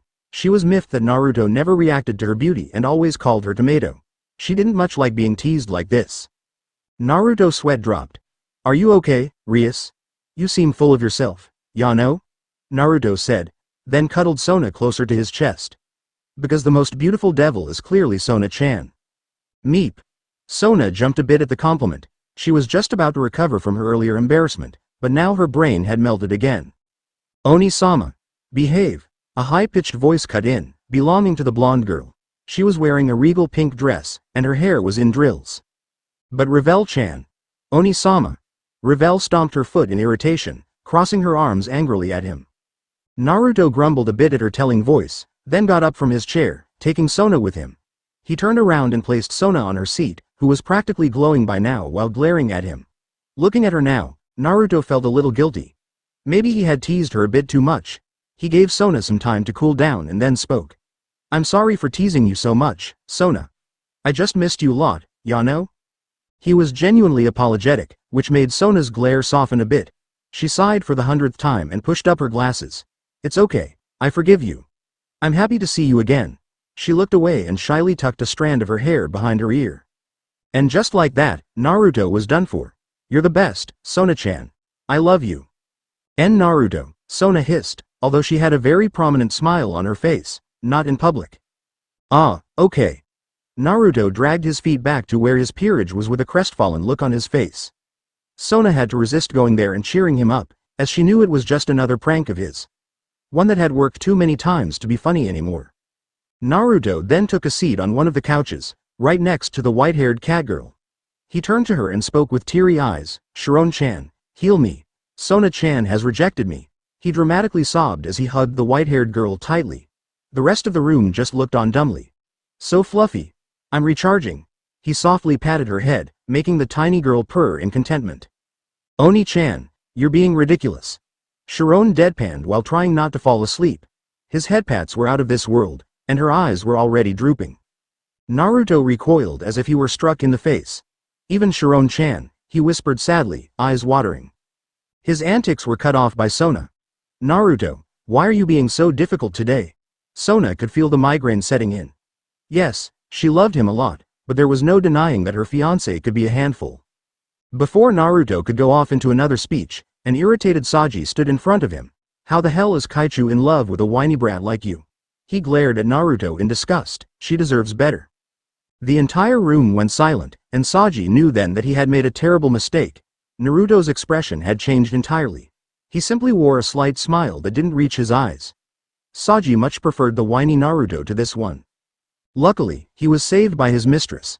Naruto, no, he may be crude, but he is a member of my peerage. She knew that Saji was out of line, but he was new and didn't know about the relationship she shared with Naruto. Don't worry, Sona. I'll just have a talk with him, Yano? Naruto's voice was eerily calm, and Saji was not looking forward to this talk. Sona nodded in approval, as Naruto beckoned him outside. He didn't want to speak alone with a mysterious character, but then Saji steeled himself. This was all for the welfare of Kaichu, and he would do anything for her. It's not like talking to Naruto could be so bad, would it? Naruto sounded like a really positive person, who was overall very friendly. It's not like Naruto had some mysterious power which would sway people with merely his words, right? What's the worst that could happen? Please let me be a groomsman at your wedding. Sona's eyes widened comically as she looked at Saji, whose head was bowed in a 90-degree salute. She then looked at Naruto, who merely winked cheekily at her. She rubbed her temples and nodded in realization. Whenever Naruto had his talks with someone, they always ended up on his side and unendingly devoted to him. Just another thing to love, she supposed. After the spectacle was over, Saji went up to Naruto with stars in his eyes. "Boss," he shouted, making the students flinch at his volume, "I heard that many high-class devils have harems. Do you as well?" Naruto looked positively affronted at this. What the hell? Of course not. He then turned to Sona and gave her a flirty wink, making her blush prettily. "Sona-chan is the only woman for me, believe it." Said woman looked away with a red face to avoid the knowing stares of most of the room. "I idiot." Saying such a thing out loud, she shyly tucked a lock of her hair behind her ear. Naruto deadpanned and pointed a finger at the blushing heiress. "See that, Saji? See how cute she is? What woman would be able to even come close to my adorable Sona-chan?" He gushed madly, firing off compliment after compliment to his flustered love. Poof, ooh. Sona buried her face in her hands, too embarrassed to even reprimand him for such unseemly behavior. Steam was pouring out of her ears as she desperately tried to hide herself in a corner. "Lucky little," Rias grumbled with twitching eyes, clenching her fists. If there was a common opinion among the new generation of female devils, it was that Sona really lucked out. She managed to snag the one person who was very kind, handsome, of reputed lineage, extremely powerful, had eyes only for her and was extremely loyal to her. Half of the devils were jealous because they liked Naruto and wanted him for themselves, and the other half simply because they wanted what Sona had. Now, looking at Naruto fawning over his easily embarrassed fiancé, Rias could only wonder when she would find someone like that. Silence. The ballroom was in total silence after what they'd just heard. It was the day of the young devil gathering, which included Rias, Sona, Naruto and Cyroorg Biel, among others. They had each introduced themselves, ending with the Sea Tree heiress. She had declared her dream of opening a raiding game school accessible to all devils, which is why the room was so silent. But, in a room full of prideful devils, even silence did not last long. "Ha! What a childish dream," a devil snorted from his table, prompting laughter from the audience. "This generation is truly naive. Go home and play with your dolls, little girl." Sona heard the taunts and jeers and clenched her fists to quell the sadness and frustration she was feeling. She knew that her dream was ambitious, but she did not expect such vehement ridicule. What was wrong in wanting the common devil folk to have education on raiding games? She didn't think there was any problem, but the devils present clearly did. As much as she wanted to, Sona could not rebuke the people taunting her. They all were from prominent pillar houses, each of whom could make her life very difficult if they so chose. Sona was smart. She knew that she just had to ignore them and work towards her goal. Sona saw that her sister, Serafall, was looking at her sympathetically. However, the Satan said nothing. Sona could understand why. Serafall had to remain impartial at all costs after all. Sona's peerage glanced at their mistress in worry. They most certainly did not enjoy seeing their benefactor being humiliated and bullied in such a fashion. Saji gritted his teeth and was just about to yell out at the devils, when he was suddenly interrupted. "Oya! What's this?" The taunts and jeers stopped as the room looked at Naruto, who had spoken. However, the blonde's appearance was different. His usually electric blue eyes, which were as bright as the ocean, were now crimson in color with a slitted pupil. He was smiling coldly, and some people would have sworn that they saw fangs. "You losers weren't just taunting Sona-chan, were you?" Naruto grinned, making his fangs more visible. "Because that would be bad, wouldn't it? If someone was, say, taunting my fiancé's dream, whom I love very much, I would just have to defend her honor in the arena, wouldn't I?" Those who were bullying Sona earlier gulped at the blonde's words. Even though they were much older than Naruto, they weren't too sure of their chances against him. Naruto's raiding game battles were a thing of legend. His pure golden flames coupled with his phoenix immortality made him a demon on the battlefield. There was a reason he was called the Golden Fox, after all. The sight of a titanic nine-tailed fox composed entirely of golden flames disintegrating the entire arena with one breath was not something one would easily forget. "Also, let me just say this," Naruto continued, "when we marry, Sona's dream will have the full support of the Phoenix clan." Said woman's eyes widened in surprise, "And if any one of you tries to sabotage her, I will destroy you. I don't care what clan you come from. I will not tolerate anyone looking down on my future wife." Sona's heart filled with warmth and love at hearing these words. She knew that Naruto loved her, but the extents to which he went for her never ceased to amaze her. Standing up for her dreams in front of the entire underworld, telling off many high-ranking devils just to defend her. She was truly lucky to have such a man for her fiancé. No one spoke after Naruto. Everyone knew that the blonde was fiercely protective of his entire family, which included the Sea Tree heiress as well. Naruto loved every one of his precious people dearly. One incident was during a raiding game with the Vapula heir. The boy had foolishly commented that Ravel would make a fine addition to his peerage after he defeated Naruto. He is still in a coma. Even on the political front, Naruto was practically untouchable. Already an ultimate class devil and a clan heir in a society that respected power, Naruto had more pedigree than some of the lords themselves. With the old crones silenced, the MC announced the dance floor to be open. Naruto turned to his fiancée with a cheeky grin, extending his arm outwards. "May I have this dance, milady?" He bowed showily, earning a small giggle from Sona. When she grabbed his extended arm, he softly kissed the back of her palm, making her face gain a cute blush. Sona could feel the jealous gazes of many heiresses boring into her skull and decided to roll with it. He was hers, just like she was his. What was the harm in showing off a bit? Smirking at the jealous devils, she wrapped her arm around Naruto's, leaning into his shoulder. "It would be my pleasure." Naruto had his arms wrapped around Sona's waist, and they were gently swaying to the song, lost in each other's company. Sona's head was tucked under Naruto's chin, and her own arms slung tightly behind his back. Many heiresses and heirs walked by the pair, hoping for a dance with either Naruto or Sona. They were fresh out of luck, though. The two were utterly smitten with each other, and the rest of the room didn't even matter to them. Naruto looked down when he felt Sona poke his cheek. She glanced at him with a small, genuine smile on her face, one which was reserved only for those close to her. "Thank you, Naruto, for defending me and standing up for me." The blonde returned her smile and pecked her on the forehead, prompting her to bury her blushing face in his chest. "Always, Sona-chan. After all, you're stuck with me forever, ya know?" He wiggled his eyebrows, hoping to lighten the mood. Sona smirked at the joke, deciding to join in. I don't know how I will manage." Naruto laughed and pulled her closer, so that his nose was in her soft hair. "Well, I'm not letting you go, so you'll have to find a way. I still don't know how Oni-sama let you live. She is very possessive of me, after all." Naruto gave her a knowing look. We just had a talk, nothing special, ya know?" Sona sighed and shook her head fondly as she was twirled around by her love. However quirky he might be, he was hers. And in the end, Sona was a devil. She was selfish, and she would never let anyone have what was hers. She was never going to let go. Naruto looked in the mirror with a smile on his face. Even though he had done this every morning for centuries, he still couldn't help but smile whenever he saw his reflection. Why? Because he had awesome fox ears now. They complemented his whiskers permanently, giving him a perfectly vulpine appearance. Naruto pulsed his chakra and smiled some more when he saw 9 golden foxtails pop out behind him. Along with his ears and whiskers, these tails signified his status as a true 9-tailed fox yokai. A Kyuubi. Naruto could sense Kurama laughing at him from the volcano the big furball was hibernating inside. But there was one advantage to his new appearance that superseded all others. It allowed him to meet and ultimately marry the love of his life. A Kyuubi could marry another Kyuubi without much hassle, because of stuffy noble nonsense he didn't care about. Not that being a human would have stopped him from being with Yasaka, but this way worked out best for everyone while keeping their images intact. Speaking of the wifey, Naruto left his room in search of his wife. He hadn't seen her in hours, so he missed her a lot.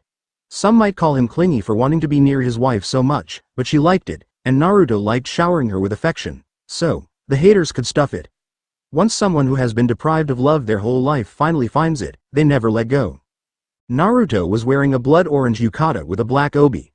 He hated those itchy formal clothes, so he opted for something simple. "Yasaka-chan!" Naruto called out while roaming the hallways, both his hands on his mouth to amplify the sound. Even though he was the king of yokai, Naruto could care less about manners. When he wanted to see his wife, he just shouted and made a racket until either she heard him, or someone told him where she was. He then spotted a Nekomata maid wandering around the halls, so he approached her to ask about Yasaka. "Hey Shizu-chan," Naruto beckoned, causing the maid to eep in shock and look at him with slightly pink cheeks. Naruto, of course, completely missed it. "Have you seen my wife?" Naruto-sama. Shizu gasped in surprise and happiness, but then composed herself to answer the question. Yasaka-sama was signing some papers in her office, NYA. She clutched the tea tray in her hands, blushing prettily. Naruto-sama was talking to her. It was taking all of her energy to not faint right now. This encounter was going to be the gossip of the day in the maid's quarters. I see, Naruto scratched his cheek. "Thanks a bunch, Shizu-chan." He grinned happily, gently patting the Nekomata on the head as he turned to leave. His grin widened when he heard the cute squeak that the maid let out. Adorable. It was too much fun to tease these youngsters. Shizu was just standing where she was, frozen in place. She could still feel the hand patting her head and the sheer comforting warmth it provided. It was through these small things that the servants knew that Naruto-sama cared deeply for them. Too bad he was too dense to see that most of the maids had crushes on him, herself included. However, they stood no chance unless they wanted to invite the wrath of the only other Kyuubi in Kyoto. Naruto-sama himself was renowned for his loyalty and honor, so he would never betray his wife. This very honor made them adore him more, leading to a paradox. Shizu sighed longingly and went about her duties with a slight smile on her face. Whatever the case may be, she was glad to be employed by such a kind and caring master. Yasaka Uzumaki, the queen of yokai, was signing papers in her office, humming merrily to herself. Dressed in an elegant golden kimono which only amplified her beauty, she looked every bit the queen she was. It was a relatively ordinary day, not leaving her with much work left. Just sign some paperwork, approve some new buildings, and deal with the council. The thought of the council caused her to groan in irritation, as much as her queenly grace would permit, anyway. Since the past few decades, the council had lost most of their power, and were a council in name only. That was precisely why their pointless prattling was so annoying. They were just old fools who could not stomach change. It was somewhat ironic, considering the council had a huge amount of influence on her when she was just settling into her reign. Do this, sign this, marry him, meet her, and other such drivel was common during her younger years. That all changed when she was of 20 years, and was being courted by her husband. An old Tengu councilman had made the mistake of suggesting a suitor for her when Naruto was present. That in itself was normal. It was the council's duty to suggest alliances for them. But the problem was the man's persistence to get her to marry his relative despite her repeated refusals. That was until Naruto had punched the Tengu through a wall.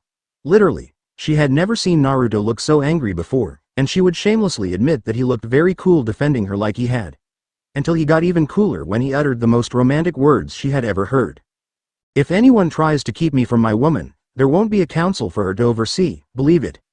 Yasaka palmed her face with her hands, trying to quell her fierce blush. She squashed down a giddy giggle at the memory of her love standing up for her and protecting her. It never failed to bring a smile to her beautiful face. My woman, she whispered, her blush returning in full force. She should have been angry at Naruto for referring to her so crudely, but at that moment, she was shocked. He was acting so possessive towards her, and she did agree with the sentiment. She was his woman, just like he was her man after all. No harm in declaring it for the world to hear. Yasaka was so lost in her romantic dreams that she didn't see her husband sneak up on her. She typically remained on high alert for threats, but Naruto's aura was inherently comforting and caused people to let their guard down. And you didn't want to let down your guard in the presence of the prank king. Naruto grinned. Distracted wife, sneaky husband. Perfect opportunity. But still, Naruto had grown from his younger years. His pranks were no longer abrasive practical jokes that caused people to get mad at him. They were instead a source of good laughs. Besides, if his wife got mad at him, Naruto would have to sleep on the couch. The prank would have to be equal parts harmless and funny.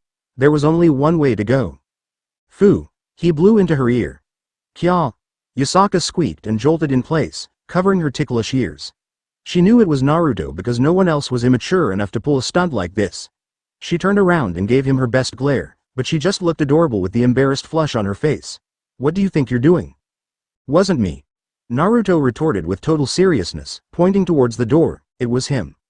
Yasaka looked towards the door, only to regret it moments later. Fu. Hya.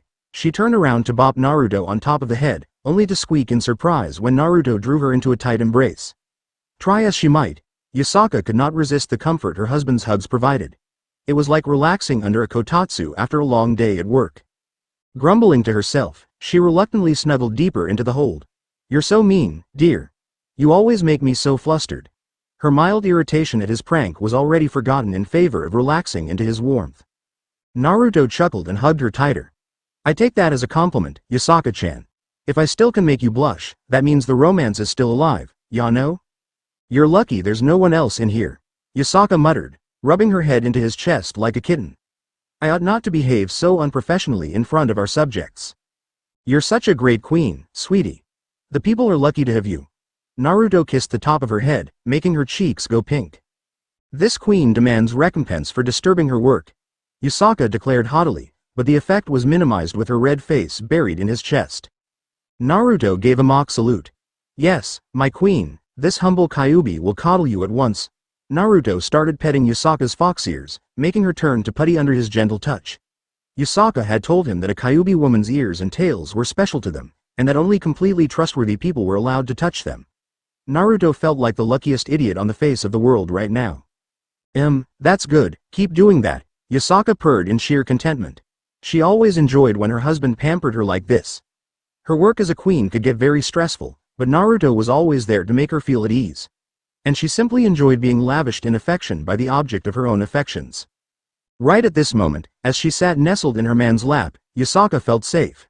She felt cherished. She felt loved. And since they were yokai, she would continue to feel protected every day for thousands of years. As Naruto's healing hands softly stroked her ears, Yasaka gently drifted off to sleep. Her duties as queen and her professional act could wait. In Naruto's arms, she could let her guard down and be herself. A young vixen who was hopelessly in love with her soulmate, one she would spend the rest of her life cherishing. Naruto looked down at his wife, glad to see that she was sleeping peacefully while leaning her head on his chest. He stroked a bit of hair away from her face, grinning a bit when her nose twitched cutely with the gesture. She might be the yokai queen or the most sought-after woman in the world, but she was his wife. His and his alone. Hugging Yasaka just a bit tighter, Naruto marveled at how much he was obsessed with her. It might be his new Kyuubi nature at work, but he was highly possessive over his mate. Naruto swore that he would protect her with his life and would keep her happy and safe for centuries to come. "We want to buy Kuo from you for $1 billion. Sears Lucifer said as he and Serafall were in Naruto's office. They were here to see if they could get some territory for Rias and Sona, both of whom had just turned 5. "I will respectfully have to decline that offer." Yasaka spoke in a silky voice, sitting in Caesar position with Naruto next to her. Even though Naruto was the king, Yasaka was the one who handled most of the negotiations. Asking Naruto to be diplomatic was like asking an atom bomb to please not explode. "We'll make it 3 billion. Really, money is no issue for us," Sears pressed. He wanted this territory at any cost. Ria Tan had just gotten into anime, and imagine how much she would like him if he got her land in Japan. Fufufufu. "Neither it is for us, Lucifer Dono," Yasaka retorted, a slight twitch on her brow. She didn't appreciate the insinuation that Kyoto was poor. Since Naruto had taken the reins, the kingdom was flourishing. Every single yokai lived under them.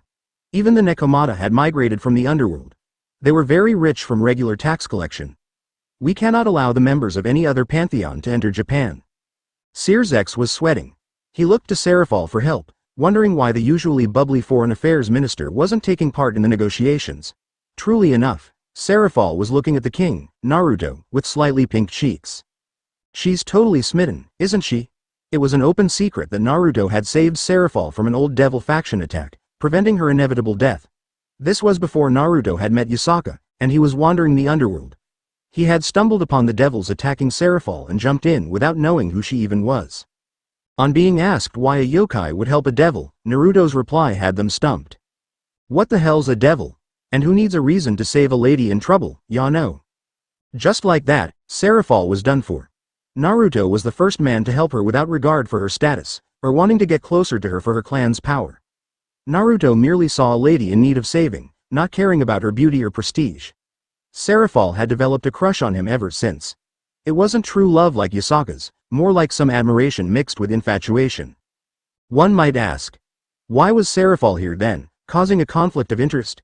Simple, she had thrown a massive tantrum to see Foxy-chan, until Sears had reluctantly brought her along. It was the only reason why Sears wasn't using any underhanded tactics for negotiating. Naruto was a stand-up guy, and a good friend of his. He might want the territory, but he couldn't stick up his friend for that. Also, Serafall would murder him if he made Naruto mad. "Isn't there anything that we can offer?" Yasaka saw Serafall's look and gave the most minuscule smirk possible. She gently swayed 2 of her tails, and wrapped them around Naruto's waist, bringing him closer. "I'm afraid not. We yokai are rather possessive of what is ours."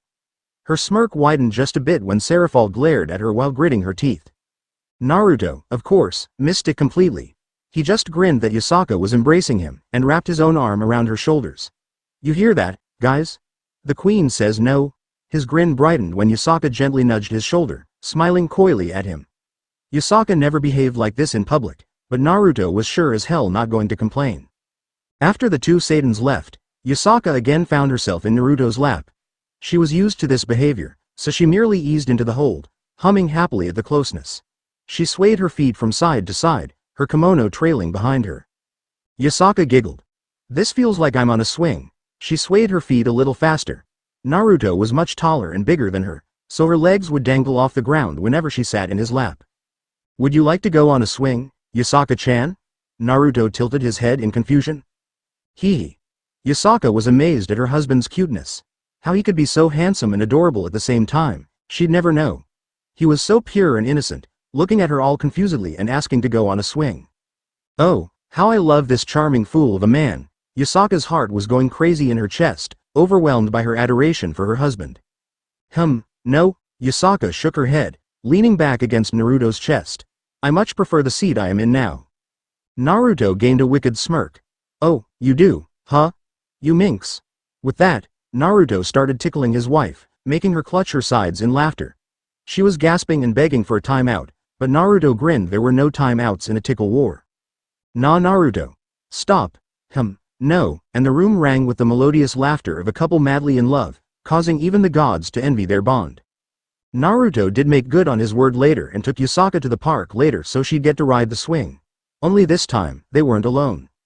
Papa. Push the swing faster. Kuno squealed in glee, as she was pushed on the swing by her papa. Naruto laughed at the demand, pushing his daughter even higher. Of course, he made sure not to push her so far that she'd fall. Kuno Uzumaki was his cute little daughter of 9 years, a full Kyuubi like both of her parents. She wore a golden kimono like Yasaka did, and she had inherited Naruto's faint whisker marks, making her look a lot like a fox kit. This is embarrassing, Yasaka muttered from beside him, seated on her own swing. How mortifying. The yokai queen was being pushed on a swing like some child. But when Kuno had pleaded with those big, cute eyes of hers to have Papa push us both, Yasaka stood no chance. Click. Aw man, this is awesome. Naruto grinned, a camera in his hands. Yasaka looked almost as adorable as Kuno did, if not more. Her dainty hands were holding on to the swing rope for dear life, kimono flapping in the wind. She was giving out absolutely adorable eeps and kyaws every time Naruto increased her swing speed. I will have words with you, wa. Yasaka's threat was cut off with a squeal, as Naruto pushed her swing faster. Kuno giggled at the sight. Her own swing was at a much more sedate pace. Mama is so silly. Naruto joined right in. Isn't she? Papa, catch me. Kuno suddenly jumped from her swing, and Naruto was instantly there to make sure she was unharmed. Once in her father's arms, Kuno cheered and wrapped her arms around his neck. Yay, again. Naruto patted her ears, making them twitch cutely. Now Kuno-chan, that wasn't very safe, ya know? You should never do that again. He admonished her. Kids were very adventurous, especially Naruto Uzumaki's daughter. Best to drill safety into her head right now. Kuno's ears drooped in sadness. I'm sorry, Papa. Don't be mad at me. Her eyes glistened with unshed tears, her bottom lip quivering. She always hated disappointing her parents and got very sad when they were. Critical hit. URK. Naruto immediately hugged her tighter, determined to cheer his daughter up. I'm not mad, sweetie. Just want to make sure my little princess is safe. Ya know? He said earnestly, hoping to convince her. Kuno sniffled. Really? You're not mad? I could never be mad at you, princess. Kuno's face bloomed into a great big smile, her sadness forgotten. Papa, you're the best. Naruto sheepishly scratched the back of his head. Believe it. You two are just so precious. Yasaka cooed from her swing, which was just about to stop. She extended her feet towards the ground, trying to stop the swing using her tiptoes. Her feet flailed a bit, trying to find purchase. Finally, she managed to get off the swing.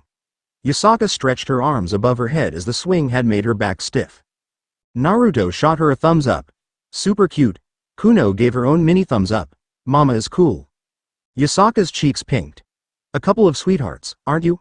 Yasaka could only stand so much of this cuteness. Kuno was now sitting on Naruto's shoulders, looking like a smaller version of him. Their daughter was idly fluffing up Naruto's ears, making them twitch just so. Naruto held out a hand which Yasaka gladly took. The family walked off into a sunset, the happy memories of the day burned into their minds. Naruto jerked upright in his bed when he felt a very familiar seal get triggered. It was the necklace he had given to his wife, which had many seals and wards for her safety. This meant only one thing. Yasaka was under attack. Hiraishin. Within the next second, he was gone. Naruto appeared in a flash, instantly taking stock of the situation. 4 hostiles, human. Powerful sacred gears. Yusaka was in the middle of their circle, taking attacks from every direction. She was holding her own fairly well, as she wasn't a Kyuubi for nothing. But Naruto could see her beginning to struggle. That could only mean Longinus. Powerful ones at that. There was also some kind of hypnosis magic at play, but his necklace shattered it before it could infect Yusaka in the slightest. Naruto didn't care who these people were. He didn't care about their motives or whether they were wronged by the world somehow. The earlier Naruto would have. The current Naruto, however, only saw hostile people attacking his wife. They were already dead. Cao Cao glared hatefully at the monster who had dismantled his entire team in mere seconds. It was all going according to plan. Kidnap the fox woman, control her and use her power to summon Great Red. But this, yokai. Infuriating. The only thing he could do was glare at the ground, as his body was too broken to do much else. Naruto had already paralyzed 3 of the attackers, while the others had died quickly. He ignored them completely and turned to Yusaka. His wife looked fine if a bit scuffed. Her regal kimono was torn in a few places, but she was otherwise unharmed. Naruto's eyes turned crimson with rage as he turned to the downed human. He hadn't even bothered to ask them their names. It was not worth it. The thought of his wife, his woman, being attacked by ants like these made his blood boil. Vile, dark red Biju chakra wafted from his body, and he wanted nothing more than to rip them to shreds. He was snapped out of his thoughts when Yusaka's slender arms wrapped around him. "I'm alright, love. I'm alright." She knew just what to say to calm him down, as Naruto's furious temper abated somewhat at knowing Yusaka was safe. Naruto returned the embrace, gently kissing Yusaka on the forehead. Her blush was left ignored as she buried her face into Naruto's chest. Even if she was a strong yokai, she felt secure at the fact that her husband had leapt into action to protect her. It was comforting to know that your mate always had your back, and would never abandon you. He swayed in place with his wife in his arms, just relishing that she was here and uninjured. If he had lost her, the world would have burned. But still, they're going to die. The finality with which he said those words sent shivers down the hero faction's spines. Cao Cao, Georg and Heracles were the only ones left alive, but they were all paralyzed. Naruto then grinned menacingly. It was not reassuring in the slightest. This is the perfect opportunity to test out my theory. He stepped towards them, his hand glowing blindingly bright gold. I wonder if Kuno-chan would like a sacred gear for her birthday? Papa. Yes, Kuno dear? You know I'm 18 now, right? Well, there's this boy, oh-ho, oh-ho-ho, oh-ho-ho-ho-ho-ho-ho, oh-ho-ho-ho-ho-ho-ho-ho-ho-ho-ho-ho. Dad, you're being weird. Piesh, I'm not. So, who's this guy? He's a Nekosho, and he's really strong and nice, you know. Kuroka-ne's younger brother. I see. Time to get out the old stick and beat some sense into the little brat, I guess. Daddy, no, the true Longinus is not a baseball bat to beat boys with. But he needs to treat my little girl right, ya know. Absolutely not. You always do this every time I get a boyfriend. I've not chased every boyfriend of yours with the spear, have I? You have. Imagine how terrified they get when they see a furious Kyuubi running after them with the true Longinus. That's why I never bring them home anymore. Why am I just now hearing about these boyfriends? Don't worry, honey, I knew and vetted them all. They were all nice kids, and so is this one. Yusaka too. Stop being dramatic, love. How about I make you some ramen? Ramen isn't enough to convince me, ya know? I'll feed it to you myself. Sold. Let's go. Eep, dear, not a bridal carry. It's a princess carry, fit for my queen. Oh, you romantic you. It's so late. When will she be home? Naruto wondered while looking pensively out of the window. Grayfia had gone out drinking with the other girls for a girls' night. While Naruto always wanted his wife to spend time with her friends, it didn't change the fact that he already missed her a lot. It was also getting pretty late in the night and he was growing concerned. Even though Grayfia was the strongest person in Konoha after himself and Sasuke, a husband's worries seldom seek logic. Should I go and pick her up? Naruto got up to get dressed, but stopped when an overwhelming sense of dread overcame him. Naruto. Give the Med Nin program more funds, damn it. Hick Intelligence also needs funds. Naruto, on second thought, I don't want to deal with a drunk Sakura and Ino pestering me for more funds to their departments. Naruto shuddered at the thought. Those two women were violent enough sober. Best to not be seen by them. Naruto bounced uneasily on his feet. Still, it's almost midnight. Is she doing all right? but how can I check without running into those damn debt collectors? What are you? Huh? Kurama's sudden question stumped him. What do you mean by that? I'm Naruto. A faint sound of Kurama slamming his head into some metal bars rung through Naruto's brain. Idiot, what is your job? I'm the best Hokage ever, believe it. Naruto gave his signature pose, complete with a wide grin. What is the Hokage? Kurama was fast losing patience. He was looking like a salaryman who had been forced to do a few days of non-stop work without overtime. Kurama didn't know where these words entered into his vocabulary from, but he understood the feeling very well. Naruto palmed his chin with his hand. The Hokage is the strongest shinobi, chosen by the village. Konoha is my family, will of fire, king chesspiece, bonds, friendship, ending the cycle of hatred, understanding among the people. He trailed off, unable to think of more examples. Aside from summarizing the past 1,000 years in one sentence, what was the first thing you said? The strongest shinobi, Naruto declared triumphantly, only for his eyes to widen. Oh, I am a shinobi. Ya know? I could just check on Fia from afar. He cheered, amazed at his own discovery. Eyes deader than the abyss of chaos, Kurama could merely give a few defeated chuckles at the absolutely monumental incarnation of stupidity that was Naruto. I don't know what a bonus is, but I need one. Just as Naruto was prepared to head off to check on Grayfia, the doorbell rang. Eyes lighting up in glee, he ran to the door, excited to greet his wife. Naruto opened the door with full force, as he had already sensed his wife outside. Welcome home, Fia. What is this adorable sight? His eyes shot wide open as he trailed off, speechless at what he saw. His beautiful wife, Grayfia, was indeed at the door, and she was just fine. But that was not the focus here. Grayfia was wearing a fluffy orange muffler around her neck, which came up to her nose and made her look impossibly cuddly. Her cheeks were dusted dark red, from a mix of cold and wine. She was clearly tipsy and wobbling slightly. Her clothes were relatively simple blue jeans and a black cardigan, which made her look even cuter with her muffler and blush. To complete the cuteness, she was carrying a bottle of wine, clutching it tightly to herself. Grayfia was giving small hiccups from time to time, since Naruto was too dumbfounded to move. Yo, Naruto. Dropping off your wife, Sakura exclaimed from beside Grayfia, looking soberer herself. Her medical jutsus were good at that. See you Tomo. Oh, who am I kidding? He isn't even looking at my direction. Sakura muttered, seeing as Naruto hadn't even acknowledged her presence. The Hokage was too mesmerized by the First Lady to care about anything else. With another goodbye, Sakura left for her own house. Back with the couple, Naruto had managed to snap out of his cuteness-induced daze. He immediately wrapped his arms around his wife's shoulder, supporting her as she walked in. Let's get you inside, okay?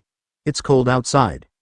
Grayfia mumbled and nodded slightly, snuggling into his side looking for warmth. Haiku, she hiccuped and immediately covered her mouth, but the damage was done. Cute. Once they were inside the living room, Naruto gently seated Grayfia on the couch. As he moved to sit on another sofa, he felt his wife holding on to his sleeve. Fia-chan. Grayfia looked at him, her silver eyes gleaming with so much love and adoration. Sit with me. She gave him no room to argue, and pulled him down on her couch.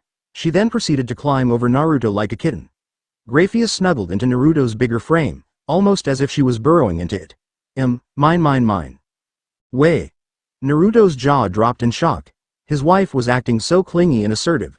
He loved it. Naruto didn't know what was happening, but far be it from him to complain. So, the Hokage settled for simply wrapping his beloved wife in a tender embrace, glad to be enjoying this time with her. Hic Naruto Shama, Grayfia raised her head, which brought her face to face with Naruto. Since she was much shorter than Naruto and laying on top of him, she was comfortable. Hic, can I say so something? She managed to warble out the words, which made her nose twitch cutely at the effort. Yes, dear?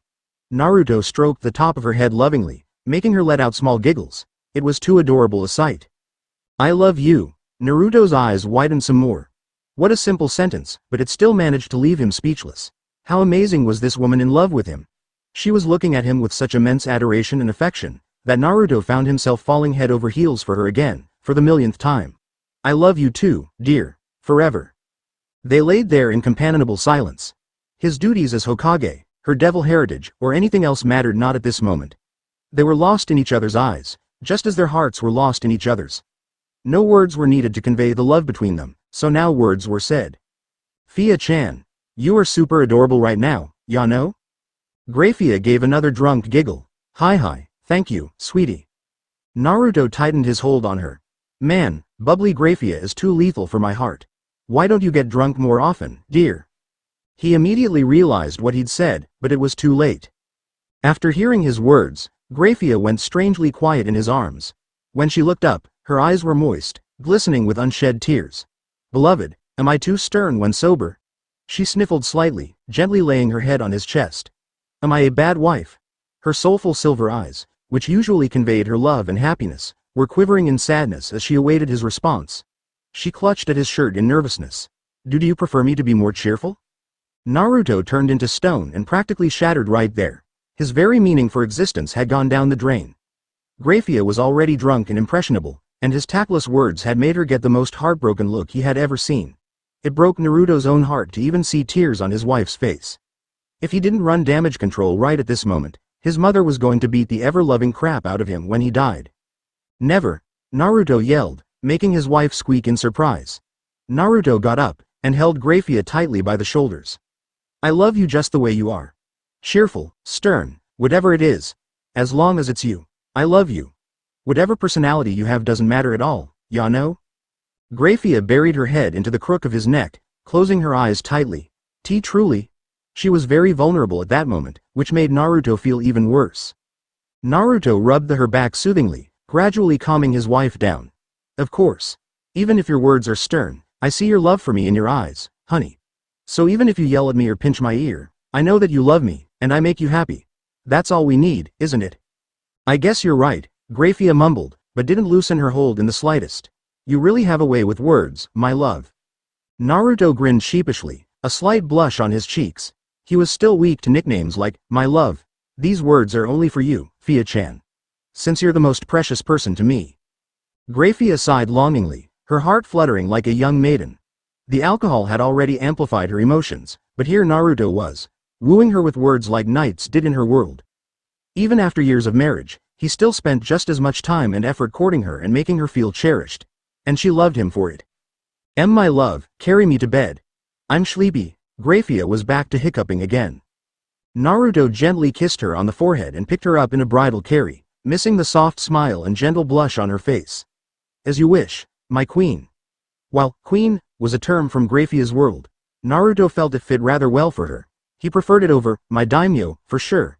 That wasn't romantic at all. If he were being honest, Naruto was expecting a snarky comment from Kurama. The fox always hated lovey-dovey moments and never hesitated to make it known.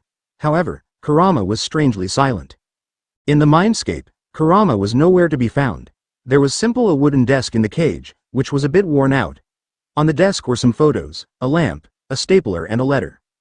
To whomsoever it may concern, with a heavy heart, I am tendering my resignation.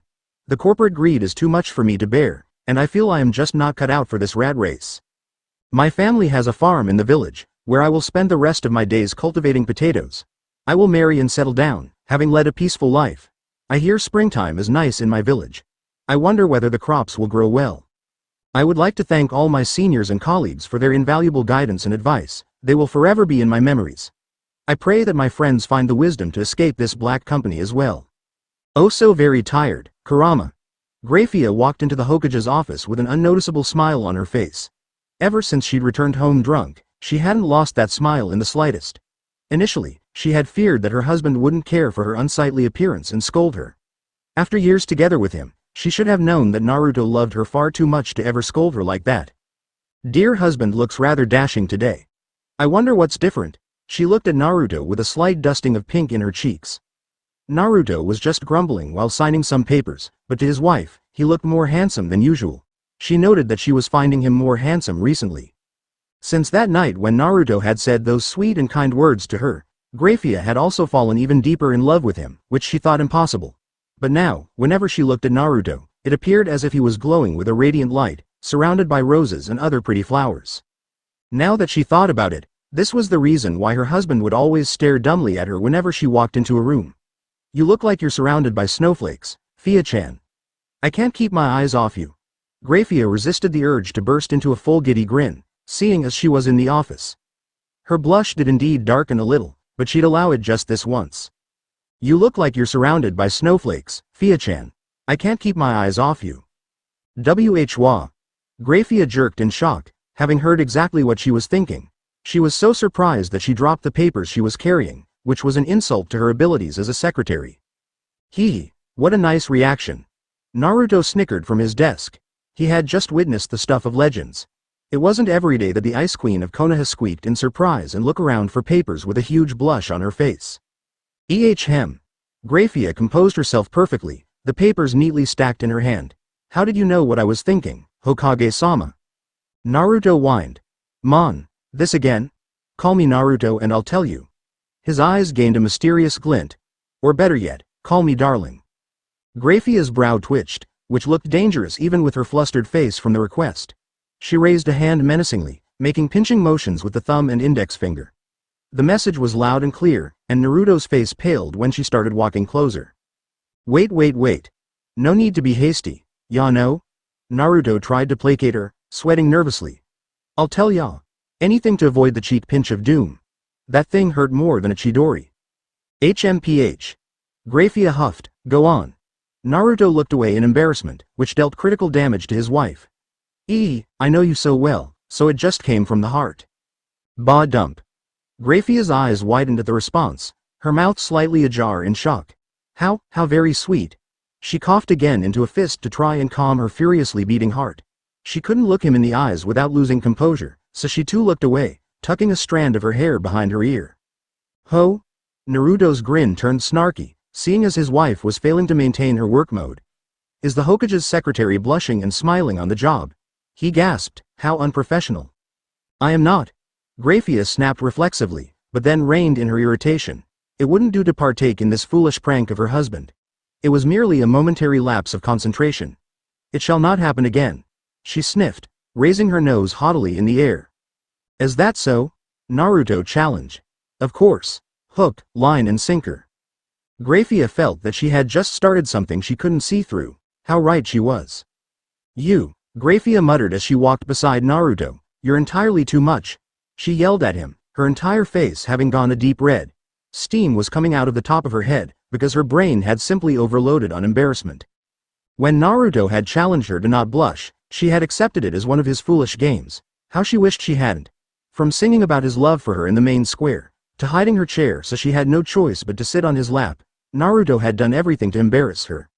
Well, she could have just gotten another chair, but she wouldn't deny that the arrangement was comfortable. She would never admit it though, absolutely not. 10 years with Naruto had turned her from a cold-blooded soldier into an easily flustered woman who just liked to act cold. And it was the best thing that had happened to her.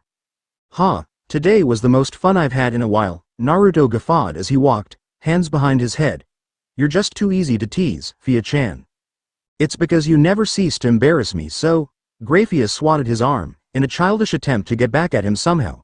But after a couple of swats, she instead grabbed his arm and hugged it tightly. There was no one else in the vicinity, which was the only reason she was being so bold.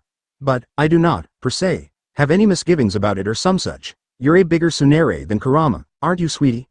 Cease your teasing at once. Never change. Fia-chan.